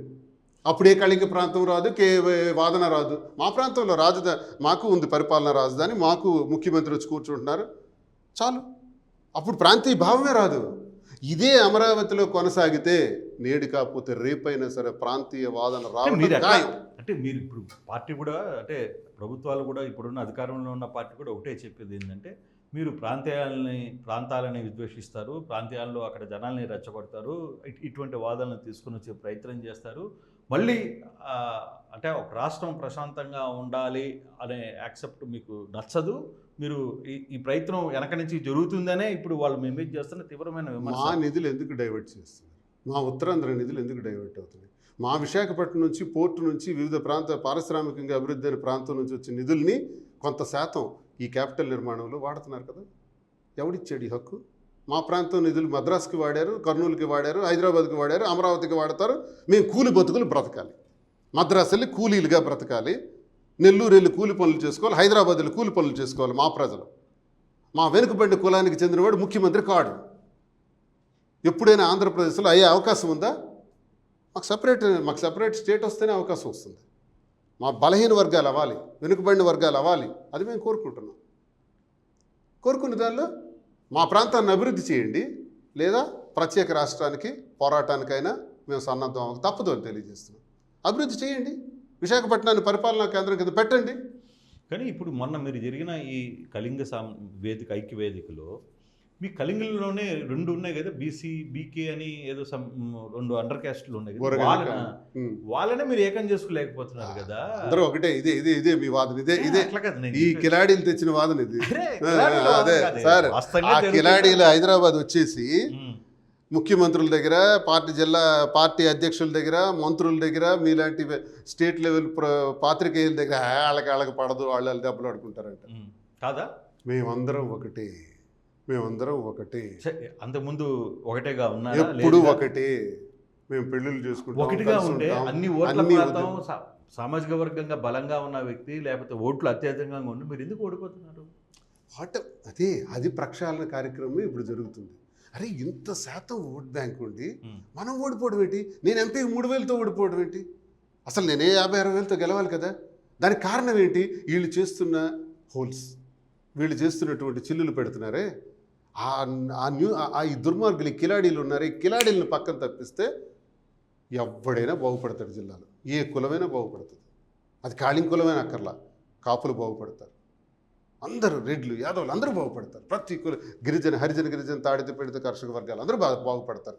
వీళ్ళే మాకు అడ్డు. వీళ్ళని ముందు మేము టార్గెట్ చేయాలి. మరి అదే కాపు సామాజిక వర్గం మిమ్మల్ని ఎందుకు వ్యతిరేకిస్తుంది అక్కడ? నో, ఎప్పుడు కాపు నియోజకవర్గాల్లో మాకు బ్రహ్మాండంగా ఓటింగ్ వచ్చింది. వైసీపీ నుంచి నేను ఎంపీగా పోటీ చేసేటప్పుడు వచ్చింది. అందరూ ఎప్పుడు వచ్చింది సార్ మాలో ఎప్పుడు. నేను అన్నది మీరు బాగా అర్థం చేసుకోండి సార్. మా కులాల్లో చిచ్చు పెట్టి కులాల మీద దాడులు, ఆ 4 తెలుగుదేశం నుంచి 2, వైసీపీ నుంచి 2 కలిపి నాటకం ఆడుతున్నారు. వీళ్ళు ఆడే నాటకంలో మేము పావులుగా ఇబ్బంది పడిపోతున్నాం. ఆ నాటకాలని మేము బ్లాస్ట్ చేయాలి. ఆ కిలాడీల తాలూకు ఎత్తుగడని మేము బ్లాస్ట్ చేయాలి. ఇది మా ఎత్తుగడ, ఇది మా ప్లాన్. ఇది నేను బయటకు చెప్తున్నాను. చెప్పని వాళ్ళు కొన్ని లక్షల మంది ఉన్నారు జిల్లాలో. శ్రీను మా అభిప్రాయం చెప్పాడులే, శ్రీను మా గుండెల్లో ఉన్నది చెప్పాడులే. నాకు మద్దతుగా ఎంతోమంది, శ్రీను ఇదే ప్రొసీడర్, ఎమ్మెల్యే అవ్వటం, ఎంపీ అవ్వటం, గెలవటం అవ్వటం కాదు, ఇదే నీ యుద్ధం, ఇందులో నువ్వు చచ్చిపోని నాకు చెప్తున్నారు చాలామంది. నువ్వు పో, మాకు పర్వాలేదు, బట్ సాధించు, విజయం సాధించి ఈ దిశలో నువ్వు వెళ్ళి, నీకు మేమున్నాం అని 60,000 మంది ఆలోచించారు. ఇప్పుడు కాపులు కూడా అందరూ ఏకమవుతున్నారు. శ్రీని చెప్పింది కరెక్టే కదా. మా కులంలో మాత్రం తెలుగుదేశంలో ఎందుకు కళా వెంకటరావుకి ఇవ్వలేదు? ఎందుకు కలమటి కుటుంబాలను నాశనం చేసినారు? ఎందుకు వైసీపీలో కూడా కాపు కులాలని అణగదొక్కుతున్నారు? శ్రీని చెప్పింది రైటే కదా, మనం ఎందుకు యుద్ధం చేయకూడదు? వాళ్ళు ఆలోచిస్తున్నారు, అందరూ ఆలోచిస్తున్నారు. మీరు పార్టీ బహిష్కరణ అయిపోయిన తర్వాత జగన్మోహన్ రెడ్డిని కలిసే ప్రయత్నం ఏమైనా చేశారా? అన్న కలిసాను అన్న అసెంబ్లీ ఎన్నికలు. అసెంబ్లీలో మేము ఉన్నప్పుడు కలిసారులే, వేసాడుగా మేము మీద కూడా ఒక చవాక్ వేసాడుగా అప్పుడుగా. అసలు ఏంటి అన్నను కలుస్తాను ఎందుకు కలను? కలవని నా గుండెల్లో నుంచి జగన్మోహన్ రెడ్డి గారిని ఎవరు తీయలేరు కదా, అన్నప్పుడు ఉంటాడు కదా, అన్నను కలవడం ఆన్సర్. అసెంబ్లీలో కలిసినప్పుడు ఇప్పుడు ఆయన ఆశయాల కోసం యుద్ధం చేస్తున్నాను కదా, పార్టీలో ఉన్నోళ్ళు ఎవరైనా చేస్తున్నారా? చాలామంది మాట్లాడుతున్నారా? జగన్మోహన్ రెడ్డి గారిని గన్ పెట్టి కాల్చేయాలంటే ఒక్కడ జిల్లాలో మాట్లాడా? ఈ సోకాల్డ్ కిలాడికి చెందినటువంటి వాళ్ళు మాట్లాడారా? ధర్మాన ప్రసాద్ కృష్ణదాస్ కౌంటర్ ఇచ్చారా? ఆ తర్వాత ఇంకోటి కూడా అలిగేషన్, మీ జిల్లా మంత్రి చాలా సీరియస్ అలిగేషన్ జగన్ మీద చేశారు. రాజశేఖర రెడ్డి కుట్ర చనిపోయిన తర్వాత వెనక జగన్ ఉన్నాడేమో అని చేసిన వ్యాఖ్యల్ని, లేదా ఆయన వరుసగా జరిగిన పరిణామాలు, ఇప్పుడు ఆయన తిట్టిన వాళ్ళందరినీ నువ్వు చేర్చుకొని, అంటే అప్పుడు మాట్లాడిన బొత్స సత్యనారాయణ, ధర్మన్న, వీళ్ళందరినీ నువ్వు ఈరోజు దగ్గర పెట్టుకున్నా వాళ్ళే కదా మాట్లాడారు, మేం కాదు కదా అని చెప్పి ఆయన మాట్లాడతారు. ఎలా చూస్తారు దీన్ని? నిన్న అచ్చెన్నాయుడిది మాట్లాడినటువంటి మాటలను తీవ్రంగా నేను ఖండిస్తున్నాను. ఒకటి, రాజశేఖర రెడ్డి గారు 150 సంతకాలతో ముఖ్యమంత్రి అవ్వాలనుకున్నారు అనేదో చెప్పాడు. రాజశేఖర రెడ్డి గారి మరణానంతరం ఆ 150 సంతకాలతో ముఖ్యమంత్రి అవ్వాలనుకుంటే జగన్మోహన్ రెడ్డి గారికి 1 నిమిషం పట్టదు, 2009లోనే అయిపోతారు. కానీ నాన్న తెచ్చిన ప్రభుత్వాన్ని నేను కూల్చునని చెప్పారు, నేను పడదోయనని చెప్పారు అనేసి యుద్ధం చేశారు. దానిలో 2014లో ఫైట్ చేశారు, ఓడిపోయారు. 2019 వరకు మళ్ళీ యుద్ధం చేశారు, 19లో గెలిచారు. కష్టపడి ప్రజల ద్వారా గెలిచారే తప్ప తండ్రి మరణాంతరం ఇచ్చిన 150 సంతకాలతో రామారావు గారికి వెన్నుపోటు పొడిచి చంద్రబాబు నాయుడు ముఖ్యమంత్రిగా గెలిచి అయిపోయేటట్టు జగన్మోహన్ రెడ్డి గారు అవలా. చరిత్ర ఇది మనకు చెప్పడంలా. నిన్న ఎక్కడో మద్యం సేవించి వచ్చినట్టున్నాడు అచ్చెన్నాయుడు, తాగేసి వచ్చి 150 సంతకాలతో నువ్వు ముఖ్యమంత్రి అయిపోయావన్నట్టు. నిజం అయితే చరిత్రలో ఎక్కడైనా ఉందా? 2, తండ్రి మరణం అప్పుడు నువ్వు ఎక్కడున్నావు అన్నాడు. అసలు హత్య రాజకీయాల గురించి అచ్చెన్నాయుడు మాట్లాడడం ఏంటి? అసలు హత్యలు ఆలింట్లోనే కదా ప్రారంభమైనాయి. సొంత చిన్న ఆయన కింజరాపు కృష్ణమూర్తి వాళ్ళ కుటుంబ సభ్యుల్ని ఎంత నాశనం చేశారు ఈ అచ్చెన్నాయుడు కలిపి. మీకు తెలుసా? అసలు ఎమ్మెల్యే ఎవరు అనుకున్నారు? మాజీ ఎమ్మెల్యే కింజరాపు కృష్ణమూర్తి, వీళ్ళ నాన్న దాలినాయుడు. వీళ్ళ కొడుకులు ఎలా అవుతారు? వాళ్ళ కొడుకులు ఎందుకు కాలేదు? వాళ్ళ కొడుకుల్లో ఒక డిఎస్పీగా ఉన్నారు, ఒక కొడుకునేమో ఎమ్మెల్యే టికెట్ వస్తే నరసన్నపేటలో ఒక లాడ్జ్లో బంధించేసి నామినేషన్ ఈయనివ్వకుండా ఎర్రన్నాయుడు 89వ సంవత్సరం నామినేషన్ వేశాడు. ఇది చరిత్ర తెలిసిన చాలామందికి. మరి అదేవిధంగా సొంత చెల్లెల్ని వ్యవస్థరం చేసి బట్టలు ఓడదీసి నిమ్మాళ్ళలో అతి దారుణంగా కొట్టినటువంటి అచ్చెన్నాయుడు తెలుసా? సొంత సోదరుడు రామ్మోహన్ రావు, వాడికి బుజ్జి అంటాం, నడి రోడ్డు మీద నిమ్మాళ్ళలో చంపేసినారు తెలుసా ప్రజలకి? మా ప్రజలకు తెలుసు. వీళ్ళు వచ్చి కబుర్లు చెప్తారు హత్య రాజకీయాలు. సర్పంచ్గా నామినేషన్ వేయడానికి వెళ్ళిన వాళ్ళు 3గురిని హతమార్చారు. 7వ వ్యక్తిగా నేను దగ్గరుండి వెళ్ళి నామినేషన్ వేశాను అప్పన్నను. ఈరోజు అప్పన్నను గ్రామాల్లో కూడా అడుగు పెట్టకుండా చేస్తున్నారు. హత్య రాజకీయాలు వాళ్ళవి. కోన రామారావు అనే వ్యక్తికి పోలాకి దగ్గర ఎన్నికలు అవుతుంటే 94 సంవత్సరం ఎన్నికల్లో సాయంత్రం 4:30 నిమిషాలకి ఇదే అచ్చెన్నాయుడు హత్య చేశాడు, చంపాడు. ఇదే అచ్చెన్నాయుడిని ఆ పిన్నింటిపేటలో కొట్టి కొట్టి కొట్టి కొట్టి బురదలో తొక్కి మూత్రం పోశారు అక్కడ ఉన్నటువంటి ప్రజలు. ఇది ఒక్క నిమిషం, ఇది మా ప్రజలకు తెలుసు, రాష్ట్ర ప్రజలకు తెలియకపోవచ్చు. హత్య రాజకీయాలు, రౌడీ రాజకీయాలు, గూండా రాజకీయాలు. నీకు ఒక కానిస్టేబుల్ని కొట్టాడు, సూర్యారావు అనే కానిస్టేబుల్ని ఎన్నికల్లో కొడితే సూర్యారావు కానిస్టేబుల్ పెట్టిన కేసుకి అచ్చెన్నాయుడికి శిక్ష పడ్డది నరసన్నపేట కోర్టులో. ఇవన్నీ చరిత్రలో ఆధారాలు ఇవి. ఆధారాల ప్రకారం నేను మాట్లాడుతున్నా అచ్చెన్నాయుడు గురించి. ఏ ఆధారం ఉంది నువ్వు రాజశేఖర రెడ్డి గారి గురించి? రాజశేఖర రెడ్డి గారు ఒక్క నిమిషం, ఇన్ని ఆధారాలు మీ దగ్గర ఉన్నాయనుకో, చరిత్ర అని చెప్తున్నాను, ఆధారాలు ఉన్నాయి. మరి 2019లో మీరు అధికారంలో ఉన్నారు కదా, మరి మీరు ఎందుకు యాక్షన్ తీసుకోలేకపోయారు దేనిపైన? ఈ కేసుల మీద, అన్నిటి మీద కూడా. సార్ ఇప్పుడు ఈ కేసులన్నీ గడిచిన కాలంలో 2010వ సంవత్సరానికి ముందు జరిగినవి. ఇవన్నీ కూడా 99లోను 94లోను. ఆ రోజు ఇంటర్నెట్ లేదు, ఎఫ్ఐఆర్ పేపర్తో రాయడం, మళ్ళీ ఎఫ్ఐఆర్ చింపేయడం. బుజ్జి హత్య జరిగింది కానీ అందులో ముద్దాయి ఎర్రన్నాయుడు తెలిసిన చాలామందికి. నరసన్నపేట కేసులో కూడా అచ్చెన్నాయుడు ముద్దాయి, ఆయనకి శిక్ష పడ్డది తెలిసిన ఇది ఎవరికైనా? అప్పుడు ఇంత ఇంటర్నెట్ లేదు, ఇంత టెక్నాలజీ లేదు, లేని కాలంలో జరిగిపోయినవి ఈరోజు. కానీ అంటే నేను ఇదంతా ఎందుకు చెప్తున్నాను సార్, యాక్షన్ తీసుకోవటానికి కాదు, గత చరిత్రలో వీళ్ళ రక్త చరిత్ర చెప్తున్నాను. జగన్మోహన్ రెడ్డి గారి మీద నువ్వు చేసినటువంటి కామెంట్కి, రాజశేఖర రెడ్డి గారి మరణానికి జగన్మోహన్ రెడ్డి గారికి లింకప్ చేసి నువ్వు మాట్లాడుతుంటే చాలామంది మా జిల్లాలో కూడా అనుకుంటారు ఎర్రన్నాయుడు మరణం వెనక అచ్చెన్నాయుడు హస్తం ఉందని. ఎందుకంటే ఎప్పుడు ఎర్రన్నాయుడు ఒక మాట అనేవాడు, అచ్చెన్నాయుడు ఒక మాట అనేవాడు, అన్నయ్య వల్ల నాకు ఏమీ అవ్వట్లేదురా, అన్నయ్య ఇబ్బంది పెడుతున్నాడురా, అన్నయ్య నన్ను ఆర్థికంగా కూడా అభివృద్ధి చేయలేదురా, ఆర్థికంగా కూడా చాలా ఇబ్బందుల్లో ఉన్నానురా, రాజకీయంగా కూడా అవకాశాలు రావట్లేదురా, అన్నయ్య మరి నాకు అవకాశం రానివ్వడరా అని ఎన్నిసార్లు మనోవేదన అచ్చెన్నాయుడు ఎక్స్ప్రెస్ చేయలేదా? దమ్ముంటే దేవుడి మీద ప్రమాణం చేయగలడా ఈ మాట నేను అనలేదని, అన్నయ్య మీద విమర్శలు చేయలేదని ప్రమాణం చేయగలడా? అన్నయ్య మరణానంతరం వదిన గారిది టిక్కెట్, విజయమ్మ గారిది, టీవీ బద్దలు కొట్టేలేదా? ఇంట్లో పెద్ద గొడవలు చేయలేదా? రద్దంతం చేయలేదా? అప్పుడు ఈయనకి టికెట్ అని కన్సిడర్ చేసిన తర్వాత కుటుంబ సభ్యులు మళ్ళీ పాపం ఆవిడ వెనక్కి తగ్గిపోయిన తర్వాత ఇతనికి సీట్ వచ్చింది. ఇదంతా చరిత్ర, జరిగిన చరిత్ర అండి, సాక్ష్యాధారాలు ఉన్నాయండి. మీరు ఊర్లో వచ్చే అడిగితే ఏ రైతైనా చెప్తాడండి, ఏ సామాన్యుడైనా చెప్తాడండి. ఇంత రక్త చరిత్ర కలిగిన వాడు జగన్మోహన్ రెడ్డి గారి గురించి మాట్లాడతారా? మేము అంటాం ఎర్రన్నాయుడు మరణం వరకు నువ్వు ఇలాంటి మాట్లాడావు కాబట్టి, ఆయన మరణించిన తర్వాతే నీకు లైఫ్ వచ్చిందని, ఆయన మరణించిన తర్వాత నీకు లైఫ్ వస్తుందని నువ్వు అనుకోవటం వల్లే ఈ హత్యలో ఏమైనా నీవి హ్యాండ్ ఉంటుందేమో. Why don't we think? ఎందుకు మనం ఆ రకంగా ఆ కోణంలో ఆలోచించకూడదు?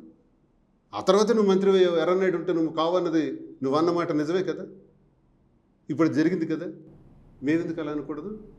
నోరు మూసుకుని ఉండు, లిమిట్స్లో ఉండు. గట్టిగా మొన్న చంద్రబాబు నాయుడు వార్నింగ్ ఇచ్చాడు అందరికీ. అసలు ఈ మాటలకి అర్థం ఏంటో తెలుసు సార్, ఒక 4 days బ్యాక్ చంద్రబాబు నాయుడు అందరు కూర్చోబెట్టి వార్నింగ్ ఇచ్చి అచ్చెన్నాయుడికి వార్నింగ్ ఇచ్చాడు. నువ్వు కౌంటర్స్ లేవు, పోర్ట్ గురించి కౌంటర్స్ లేవు, నువ్వేది మాట్లాడడం లేదు, సరిగ్గా పని చేయట్లేదు, నీకు డబ్బు సంపాదన ఎక్కువైపోయింది, రోజు 1-2 కోట్ల రూపాయలు సంపాదించేది నీకు నిద్రపట్టం అంటున్నారు. ఇసుకలో దోపిడీ, గ్రానైట్లో దోపిడీ, రైస్ మిల్లర్స్ దగ్గర దోపిడీ, గోడౌన్స్ దగ్గర దోపిడీ, ఎక్కడ చూస్తే దోపిడీ అని ఇదంతా ఉంది అని తిట్టారు. నువ్వు రెస్పాండ్ అవ్వట్లేదు మీడియా పరంగా కూడా అన్నారు. అందుకే ఇప్పుడు మీడియా ముందు వచ్చేసి నోటుకొచ్చిన మాట్లాడేసి వైఎస్ఆర్ మరణానికి జగన్మోహన్ రెడ్డి గారికి లింక్ పెట్టేస్తే నువ్వు లీడర్ అయిపోతావు అనుకున్నావు. లేదు, నువ్వు మాట్లాడేసింది స్టేట్మెంట్ కింద కన్సిడర్ చేస్తారనుకుంటున్నావా? ఇక నుంచి నేను మాట్లాడతా, ఆ మాటలకు అర్థం ఏంటి? ఇక నుంచి గట్టిగా కౌంటర్ ఇస్తా. అంతకు ముందు రోజు చంద్రబాబు నాయుడు ఇచ్చిన వార్నింగ్కి ఇవన్నీ మాట్లాడినప్పుడు ఒళ్ళు దగ్గర పెట్టుకో. నువ్వేదో జగన్మోహన్ రెడ్డి గారి గురించో రాజశేఖర రెడ్డి గారి గురించో మాట్లాడి ఇష్టానుసారంగా పేల్తామంటే నేను ఈ చరిత్రను తిప్పేయాల్సి వస్తుంది. ఇప్పుడు నేను మాటలే చెప్పాను. అదే మీటింగ్లో శ్రీనివాస్ ప్రస్తావన కూడా వచ్చింది అనేది ఒక సమాచారం. మేబీ వచ్చిందా లేదా అనేది నాకు తెలియదు, మేబీ నాకు రికార్డెడ్గా నాకు దగ్గర ఏం లేదు, కానీ ఒక ప్రస్తావన వచ్చింది. నిజమేనా? మీకు ఏమైనా ఐడియా? నేను నాకు ఇచ్చిన సమాచారం ఇచ్చిన వ్యక్తులే నాకు విషయం చెప్పారు. ఈరోజు అచ్చెన్నాయుడు గట్టిగా వాయింపైంది చంద్రబాబు నాయుడు గారు. అందులో మీరు ఎక్కువగా స్టేట్మెంట్స్ ఇస్తున్నారు పోర్టు మీద కానీ ఎన్ని విషయాలు కదా, మీది లక్షల్లోకి వ్యూస్ వెళ్ళిపోతున్నాయి, ఈ వ్యూస్ మీద కౌంటర్స్ లేవన్నది పర్టికులర్గా మీ నేమ్ కూడా మెన్షన్ చేసి అన్నారండి అని చెప్పారు. సరే, దాని నిజమాబద్ధం నాకు తెలియదు. అది నిజానికి జరిగిన దాని మీద ఆయన ఈ కౌంటర్స్ అని చేస్తున్నాడు, ఇలాంటి తప్పుడు ప్రచారాలు చేస్తున్నాడు. అదే నేను అచ్చెన్నాయుడు అంటున్నాను, నీ డ్యూటీ నువ్వు చేసుకోకుండా ఊరికే హత్య రాజకీయాలని లేనిపోరి మాట్లాడితే, ఇప్పుడు మీరు అడిగారు ఇన్ని ఆధారాలు ఉన్నాయా, కేసులు ఎందుకు పెట్టలేదు, అంతేగా కదా, ఈ ఆధారాలన్నీ తీసేస్తాం, ఇంకా ఆధారాలన్నీ బయట పెడతాను, మా గవర్నమెంట్ వస్తుంది కదా, కేసులు కూడా పెడతాం. అంతకుముందు చేయలేదు కదా 2019లో. మీకు 2019లో వచ్చిన అవకాశంలో మీరేం చేయలేకపోయారు కదా. అదే మా మంచితనం కదా, మా నాయకుడు మంచితనం అదే కదా. ఎవరికి అలా అలా ఊహించరు కదా ఆయన, ఈయన హింసించాలి అతను. అవునండి, ఏ రాష్ట్ర ముఖ్యమంత్రి హింసించలేదా? ఏ రాష్ట్ర ముఖ్యమంత్రి హింసించలేదా? అచ్చెన్నాయుడు ఎవరు హింసించారు? మీ పోలీసులు, మీ గవర్నమెంట్లో హింసించలేదు. సంబంధం ఏంటి? ఈఎస్ఐ కేసులో దొరికి జైల్లోకి వెళ్ళాడు, నిమ్మాళ్ళలోని అప్పనకి నా మీద దాడి చేసి జైల్లోకి వెళ్ళాడు. దానికి సంబంధం ఏంటి? జగన్మోహన్ రెడ్డి గారికి సంబంధం ఏంటి? మా మీద దాడి చేసిన విజువల్స్ లేవా? చట్టం తన పని తాను చేసుకునింది. సార్, ఇప్పుడు నిజంగా జగన్మోహన్ రెడ్డి గారే కక్ష సాధింపులకు వెళ్తే ఆయన ప్రతి మీటింగ్లో అనేవారు, నేను ఇచ్చిన ప్రభుత్వ పథకాలు నా శత్రువు అయినా సరే అందాలి, నాకు తిట్టేవాడైనా సరే వాళ్ళ ఇంటికి తీసుకెళ్లి పథకాన్ని ఇవ్వండి అని అన్నారే తప్ప వైసీపీ వాళ్ళకే పథకాలు ఇవ్వండి, టీడీపీ వాళ్ళకి ఇవ్వద్దు అని అనలా. అది జగన్మోహన్ రెడ్డి అంటే. అందుకే ఈరోజు రాష్ట్ర ప్రజలు ఎందుకురా ఆ పిల్లోడిని మనం ఓడించుకున్నాం, ఆ జగన్మోహన్ రెడ్డి ఉండుంటే నా మనవడు, నా కొడుకు, నా తమ్ముడు, ఆ, అతను ఉండుంటే ఎంత బాగుండండి ప్రజలు ఆలోచిస్తున్నారు. మళ్ళీ ఆ మంచి రోజులు వస్తాయి. టెక్కిలి నియోజకవర్గంలో మీ సామాజిక వర్గం మొత్తం ఏకతాటి మీదకి వచ్చింది. వస్తుంది విప్లవం వస్తుంది, ఎందుకు రాదు? చూస్తారు కదా మీరు. ఇప్పుడు జరగబోయే ఎన్నికలు శ్రీకాకుళంలో పార్టీల పరంగా కాదు, కులాల పరంగా జరుగుతాయి. అంటే అంత విచ్ఛిన్నం చేశారు అక్కడ. నేను చేయలే, ప్రజల ఆలోచన. నేనెందుకు చేస్తాను? ప్రజలు నేను ఒక మాటకి 60,000 మంది వచ్చారంటే 60,000 మందిని నేను మోటివేట్ చేసేయగలనా? 6గురిని చేయడం గొప్ప, కానీ అంతమంది వచ్చారంటే దే మోటివేటెడ్. వాళ్ళకు ఆలోచన వైపు మోటివేట్ అవుతున్నారు ప్రజలు. ఇది మీరు చూస్తారు రేపు ఎన్నికల్లో శ్రీకాకుళం జిల్లాలో ఖచ్చితంగా ఇది జరగబోతుంది. ఈసారి ఎమ్మెల్యేగానా ఎంపీగానా ఏ పార్టీ నుంచి పోటీ చేయబోతున్నారు ఏంటి? డీలిమిటేషన్స్ ఉన్నాయి కదా, ఇవన్నీ అయిన తర్వాత 28 కల్లా ఒక చిత్రం వస్తుంది, గెజిట్ రిలీజ్ అవుద్ది. అప్పుడు ఎవడి బ్రతికేటో, మహిళా రిజర్వేషన్లు ఎన్నో, ఎస్సీలు ఎన్నో, ఎస్టీలు ఎన్నో, ఎక్కడ బీసీలో ఏం చేయాలో ఎవడి తలరాతలు ఎవరికి తెలియదు. ఫైనల్ గెజిట్ రిలీజ్ అయిన వరకు we have to wait and watch. మీ ఇన్ఛార్జ్ ఉన్నాడు కదా, అతని పేరు తిలకే కదా, అతను ఏంటి మీకు అతనికి ఏంటి గొడవ ఏంటి? గొడవలు ఏముంటాయి సార్? గొడవలు ఏముండవు సార్, వ్యక్తిగతంగా ఏమి ఉండదు సార్, సిద్ధాంతపరంగా ఉంటుంది సార్. సిద్ధాంతపరమైన గొడవే. అదే తిలక్ వాణి గారికి సపోర్ట్ చేస్తున్నారు, మీ మిస్సెస్కి అని ఏమన్నా మీకేమన్నా మిస్సెస్కి టికెట్ ఇవ్వమని నేనే కదా చెప్పాను. మీరు చెప్పారు, అది తెలుసు. సపోర్ట్ చేస్తే నాకు వచ్చిన సమస్య ఏంటి? నేను సపోర్ట్ చేస్తే ఇబ్బంది ఏముంది? వాణి ఏమైనా మాకు ఇది ఆవిడ బాగుండడం కావాలి, బాగుండాలని నేను సమకూర్చి కూడా పెట్టాం కదా. అలా ఖచ్చితంగా వీడెవడు సపోర్ట్ చేయడానికి అవసరమే లేదు. కాకపోతే నా ఫైట్ ఏంటంటే, ఈ కిలాడీలతో చేయి కలిపి నువ్వు రాజకీయం చేస్తే నువ్వు స్పష్టంగా చేయలేవు. నువ్వు ఎమ్మెల్యేగా పోటీ చేయాలనుకున్నప్పుడు నీ వ్యక్తిగత హోదాతో నువ్వు పనిచేయవు. తప్పకుండా జగన్మోహన్ రెడ్డి గారి ఆశయాలని పరిరక్షించిన వాళ్ళు అవుతాం. ఈ కిలాడీలతో చేతులు కలిపి ట్రాన్స్ఫర్స్ అవసరమైతే వాళ్ళతో చేయించుకొని లోపల అడ్జస్ట్మెంట్స్ చేసుకొని రాత్రి మాట్లాడుకొని పగలు తిట్టుకునే రాజకీయాలు దయచేసి వద్దు. అది నా విధానానికి వ్యతిరేకం. దాన్ని నేను వ్యతిరేకిస్తున్నాను అభ్యర్థిని. అంతేగాని వ్యక్తిగతంగా మాకే ఉండవు. ఎవరికి సపోర్ట్ చేస్తారు, ఎవరు చేస్తే వస్తుందా మనకు ఆ సపోర్ట్లు గిఫ్ట్లు నేను ఆలోచించను. నేను సిద్ధాంతపరంగా ఆలోచించే దీన్ని గట్టిగా మాట్లాడతాను. సో రాజకీయాల్లో కంటే వ్యాపారం రంగంలోకి ఇప్పుడు కొంచెం స్పీడ్గా వెళ్తున్నారు కదా, వ్యాపారం బాగుందా, రాజకీయాలు బాగుంది? సార్ వ్యాపారం ఎప్పుడూ నాకుంది సార్. ఎక్స్పోర్ట్స్లో గ్రానైట్స్లో నా 25 సంవత్సరాలు సార్. ప్రపంచంలోనే ఒక famous colour icon brown colour గ్రానైట్కి నేను ఓనర్గా ఒరిస్సాలో చేశాను సార్. అలాగే బ్లూ గ్రానైట్స్ కూడా చాలా ఎక్స్పోర్ట్స్ చేశాను సార్. ఫ్యాక్టరీ కూడా ఉన్నాయి. ఇవన్నీ నాకు ఒక వ్యాపారం అన్నది నా జీవితంలో ఎప్పుడూ ఉండనే ఉంది. ఇప్పుడు టెక్స్టైల్స్లోకి వచ్చాను సార్. టెక్స్టైల్స్ కూడా బాగా సక్సెస్ అయ్యాయి సార్. బ్రాంచెస్ కింద ఎక్స్పాన్షన్ పెరుగుతుంది కదా, పెరుగుతున్నాం. ఒకళా సిల్క్స్ పేరుతో, కాంచీపురం ఒకళా సిల్క్స్ పేరుతో నేను మాదిరి కష్టపడి అవి పికప్ చేస్తున్నాను సార్. రాజకీయం వేరు, వ్యాపారం వేరు. వ్యాపారం అనేది నాకు ప్యాషన్, ఏదైనా చేస్తుంటాను. వ్యాపారంలో నేను నిత్యం ఇంకా గోల్డ్ అండ్ డైమండ్స్ కూడా పెడదాం అనుకుంటున్నాను. ఎక్స్పాన్షన్ చేసుకుంటూ వెళ్తాను. రాజకీయం చేస్తాను, ఏది విడిచిపెట్టను. కష్టపడతాం. రోజుకి 4 to 5 అవర్స్ నిద్రపోతాం. మిగతా టైం అంతా బిజినెస్, పాలిటిక్స్ మీద దృష్టి పెడతాం. కానీ ఒక విషయం నిజం చెప్పాలి అంటే, అది నాకు ఏదో ఒక సోర్స్ ద్వారా వచ్చింది. మీరు ఏదో ఒక సినిమాలో ఎమ్మెల్యేగా నటిస్తున్నారు అనేది ఒక నిజమేనా? ఆల్రెడీ వాలంటీర్ అని ఒక సినిమా నటించాను. ఇప్పుడు త్వరలో షూటింగ్ ఉంది, అది కూడా చేస్తాను. పలానా వారి అబ్బాయి అని ఇంకా చెప్తారు టైటిల్. ఓకే, ప్రొడ్యూసర్ డైరెక్టర్ గారు చెప్తారు. ఎన్ని రోజులు అంటే మీరు పోర్షన్ ఏంటి అక్కడ, మీ రోల్ ఏంటి? అందులో ఒక పొలిటికల్ క్యారెక్టరే, ఎమ్మెల్యే క్యారెక్టర్. మీరు ఎలా ఐడెంటిఫై చేశారు? ఇటీవల జరుగుతున్న సోషల్ మీడియాలో హైలైట్ కావడం అట్లా బుక్ అయ్యారా లేకపోతే ఏంటి? లేదు, నాకు చిన్న పిచ్ ఉందా, యాక్టింగ్ పిచ్ ఉంది. సో ఉంది కాబట్టి చిన్నప్పటి నుంచి డ్రామాలు, నాటకాలు వేయటం, అవి అల్లూరి సీతారామరాజు జాకపాత్ర అభినయం, ఇవన్నీ కూడా నాకు బాగా అలవాటు. అవకాశం వచ్చింది కదా చేద్దాం, అది చేద్దాం సార్. మళ్ళీ పుట్టాం సార్, మళ్ళీ పుడతామని నమ్మకం ఉంటే ఒక జన్మలో ఐఏఎస్, ఒక జన్మలో పొలిటీషియన్, ఒక జన్మలో వ్యాపారవేత్త అనుకోవడానికి. పుట్టిందే ఇప్పుడు పోతాం, ఎప్పుడు పోతామో తెలియదు. పోయిలోపు ఎంత అవకాశం ఉంటే అన్ని ఫీల్డ్స్లో వర్కౌట్ చేద్దాం. ఎందుకు చేయకూడదని ఏమైనా చట్టం ఉందా? లేదు, అది అక్కడ చేద్దాం. సో ఆ ఇంట్రెస్ట్ అయితే ఉంది. అవకాశం వచ్చినంత మేరకు చేస్తాను. ప్రస్తుతం ఒక ఫిల్మ్లో నటిస్తున్నాను. ఇప్పుడే ఫర్దర్గా ఇప్పుడు మీ మాజీ బాస్తో ఇప్పుడు కలుస్తున్నారు ఏంటి ఫర్దర్గా ఏమన్నా ఉందా? ఆ శుభ సమయం ఎప్పుడు వస్తుందో మీరు అసలు ప్రయత్నం జరుగుతుందా లేదు అక్కడ రిజెక్ట్ అవుతుందా? ఉండండి. ఈ ఫైట్స్ అన్నీ నేను చేస్తున్నాను కదా, ఈ యుద్ధాలన్నీ. వాళ్ళు కలిసిన తర్వాత బాస్ తిడతారు. అది కూడా ఒకటి ఉండగా కాబట్టి అదే నేను చెప్తాను కదా, మీరు స్పీడ్గా పోతారు, అక్కడ కొన్ని గీతలు ఉంటాయి, ఆ గీతలు మీరు మీ స్పీడ్కి ఆ గీతలు వేసేవాళ్ళు వేరే రూపంలో జగన్మోహన్ రెడ్డి గారు ప్లాన్ ఏ అమలు చేస్తారా? ఉత్తరాంధ్రలో కళింగ రాష్ట్రం కోసం ఉద్యమాన్ని ప్రారంభించడానికి శ్రీకారం చుట్టడానికి అవకాశం ఇస్తారా? పాలకులే అర్థం చేసుకోవాలి, పాలకులే నిర్ణయించుకోవాలి. ఇది మా నిర్ణయం. మాకు కావాల్సింది ఆ పరిపాలనా రాజధాని కింద విశాఖపట్నం కూడా గుర్తింపు తీసుకురండి. అలాగే కర్నూలు అంటున్నారు న్యాయ రాజధాని, ఇక్కడ శాసన రాజధాని చేసేయండి, బ్రహ్మాండం. సో ఫైనల్గా ఆ మూడ్లోనే ఉన్నారు ప్రస్తుతానికి అయితే. సో రాజకీయాలు అయితే వదిలే ప్రసక్తి లేదు కదా?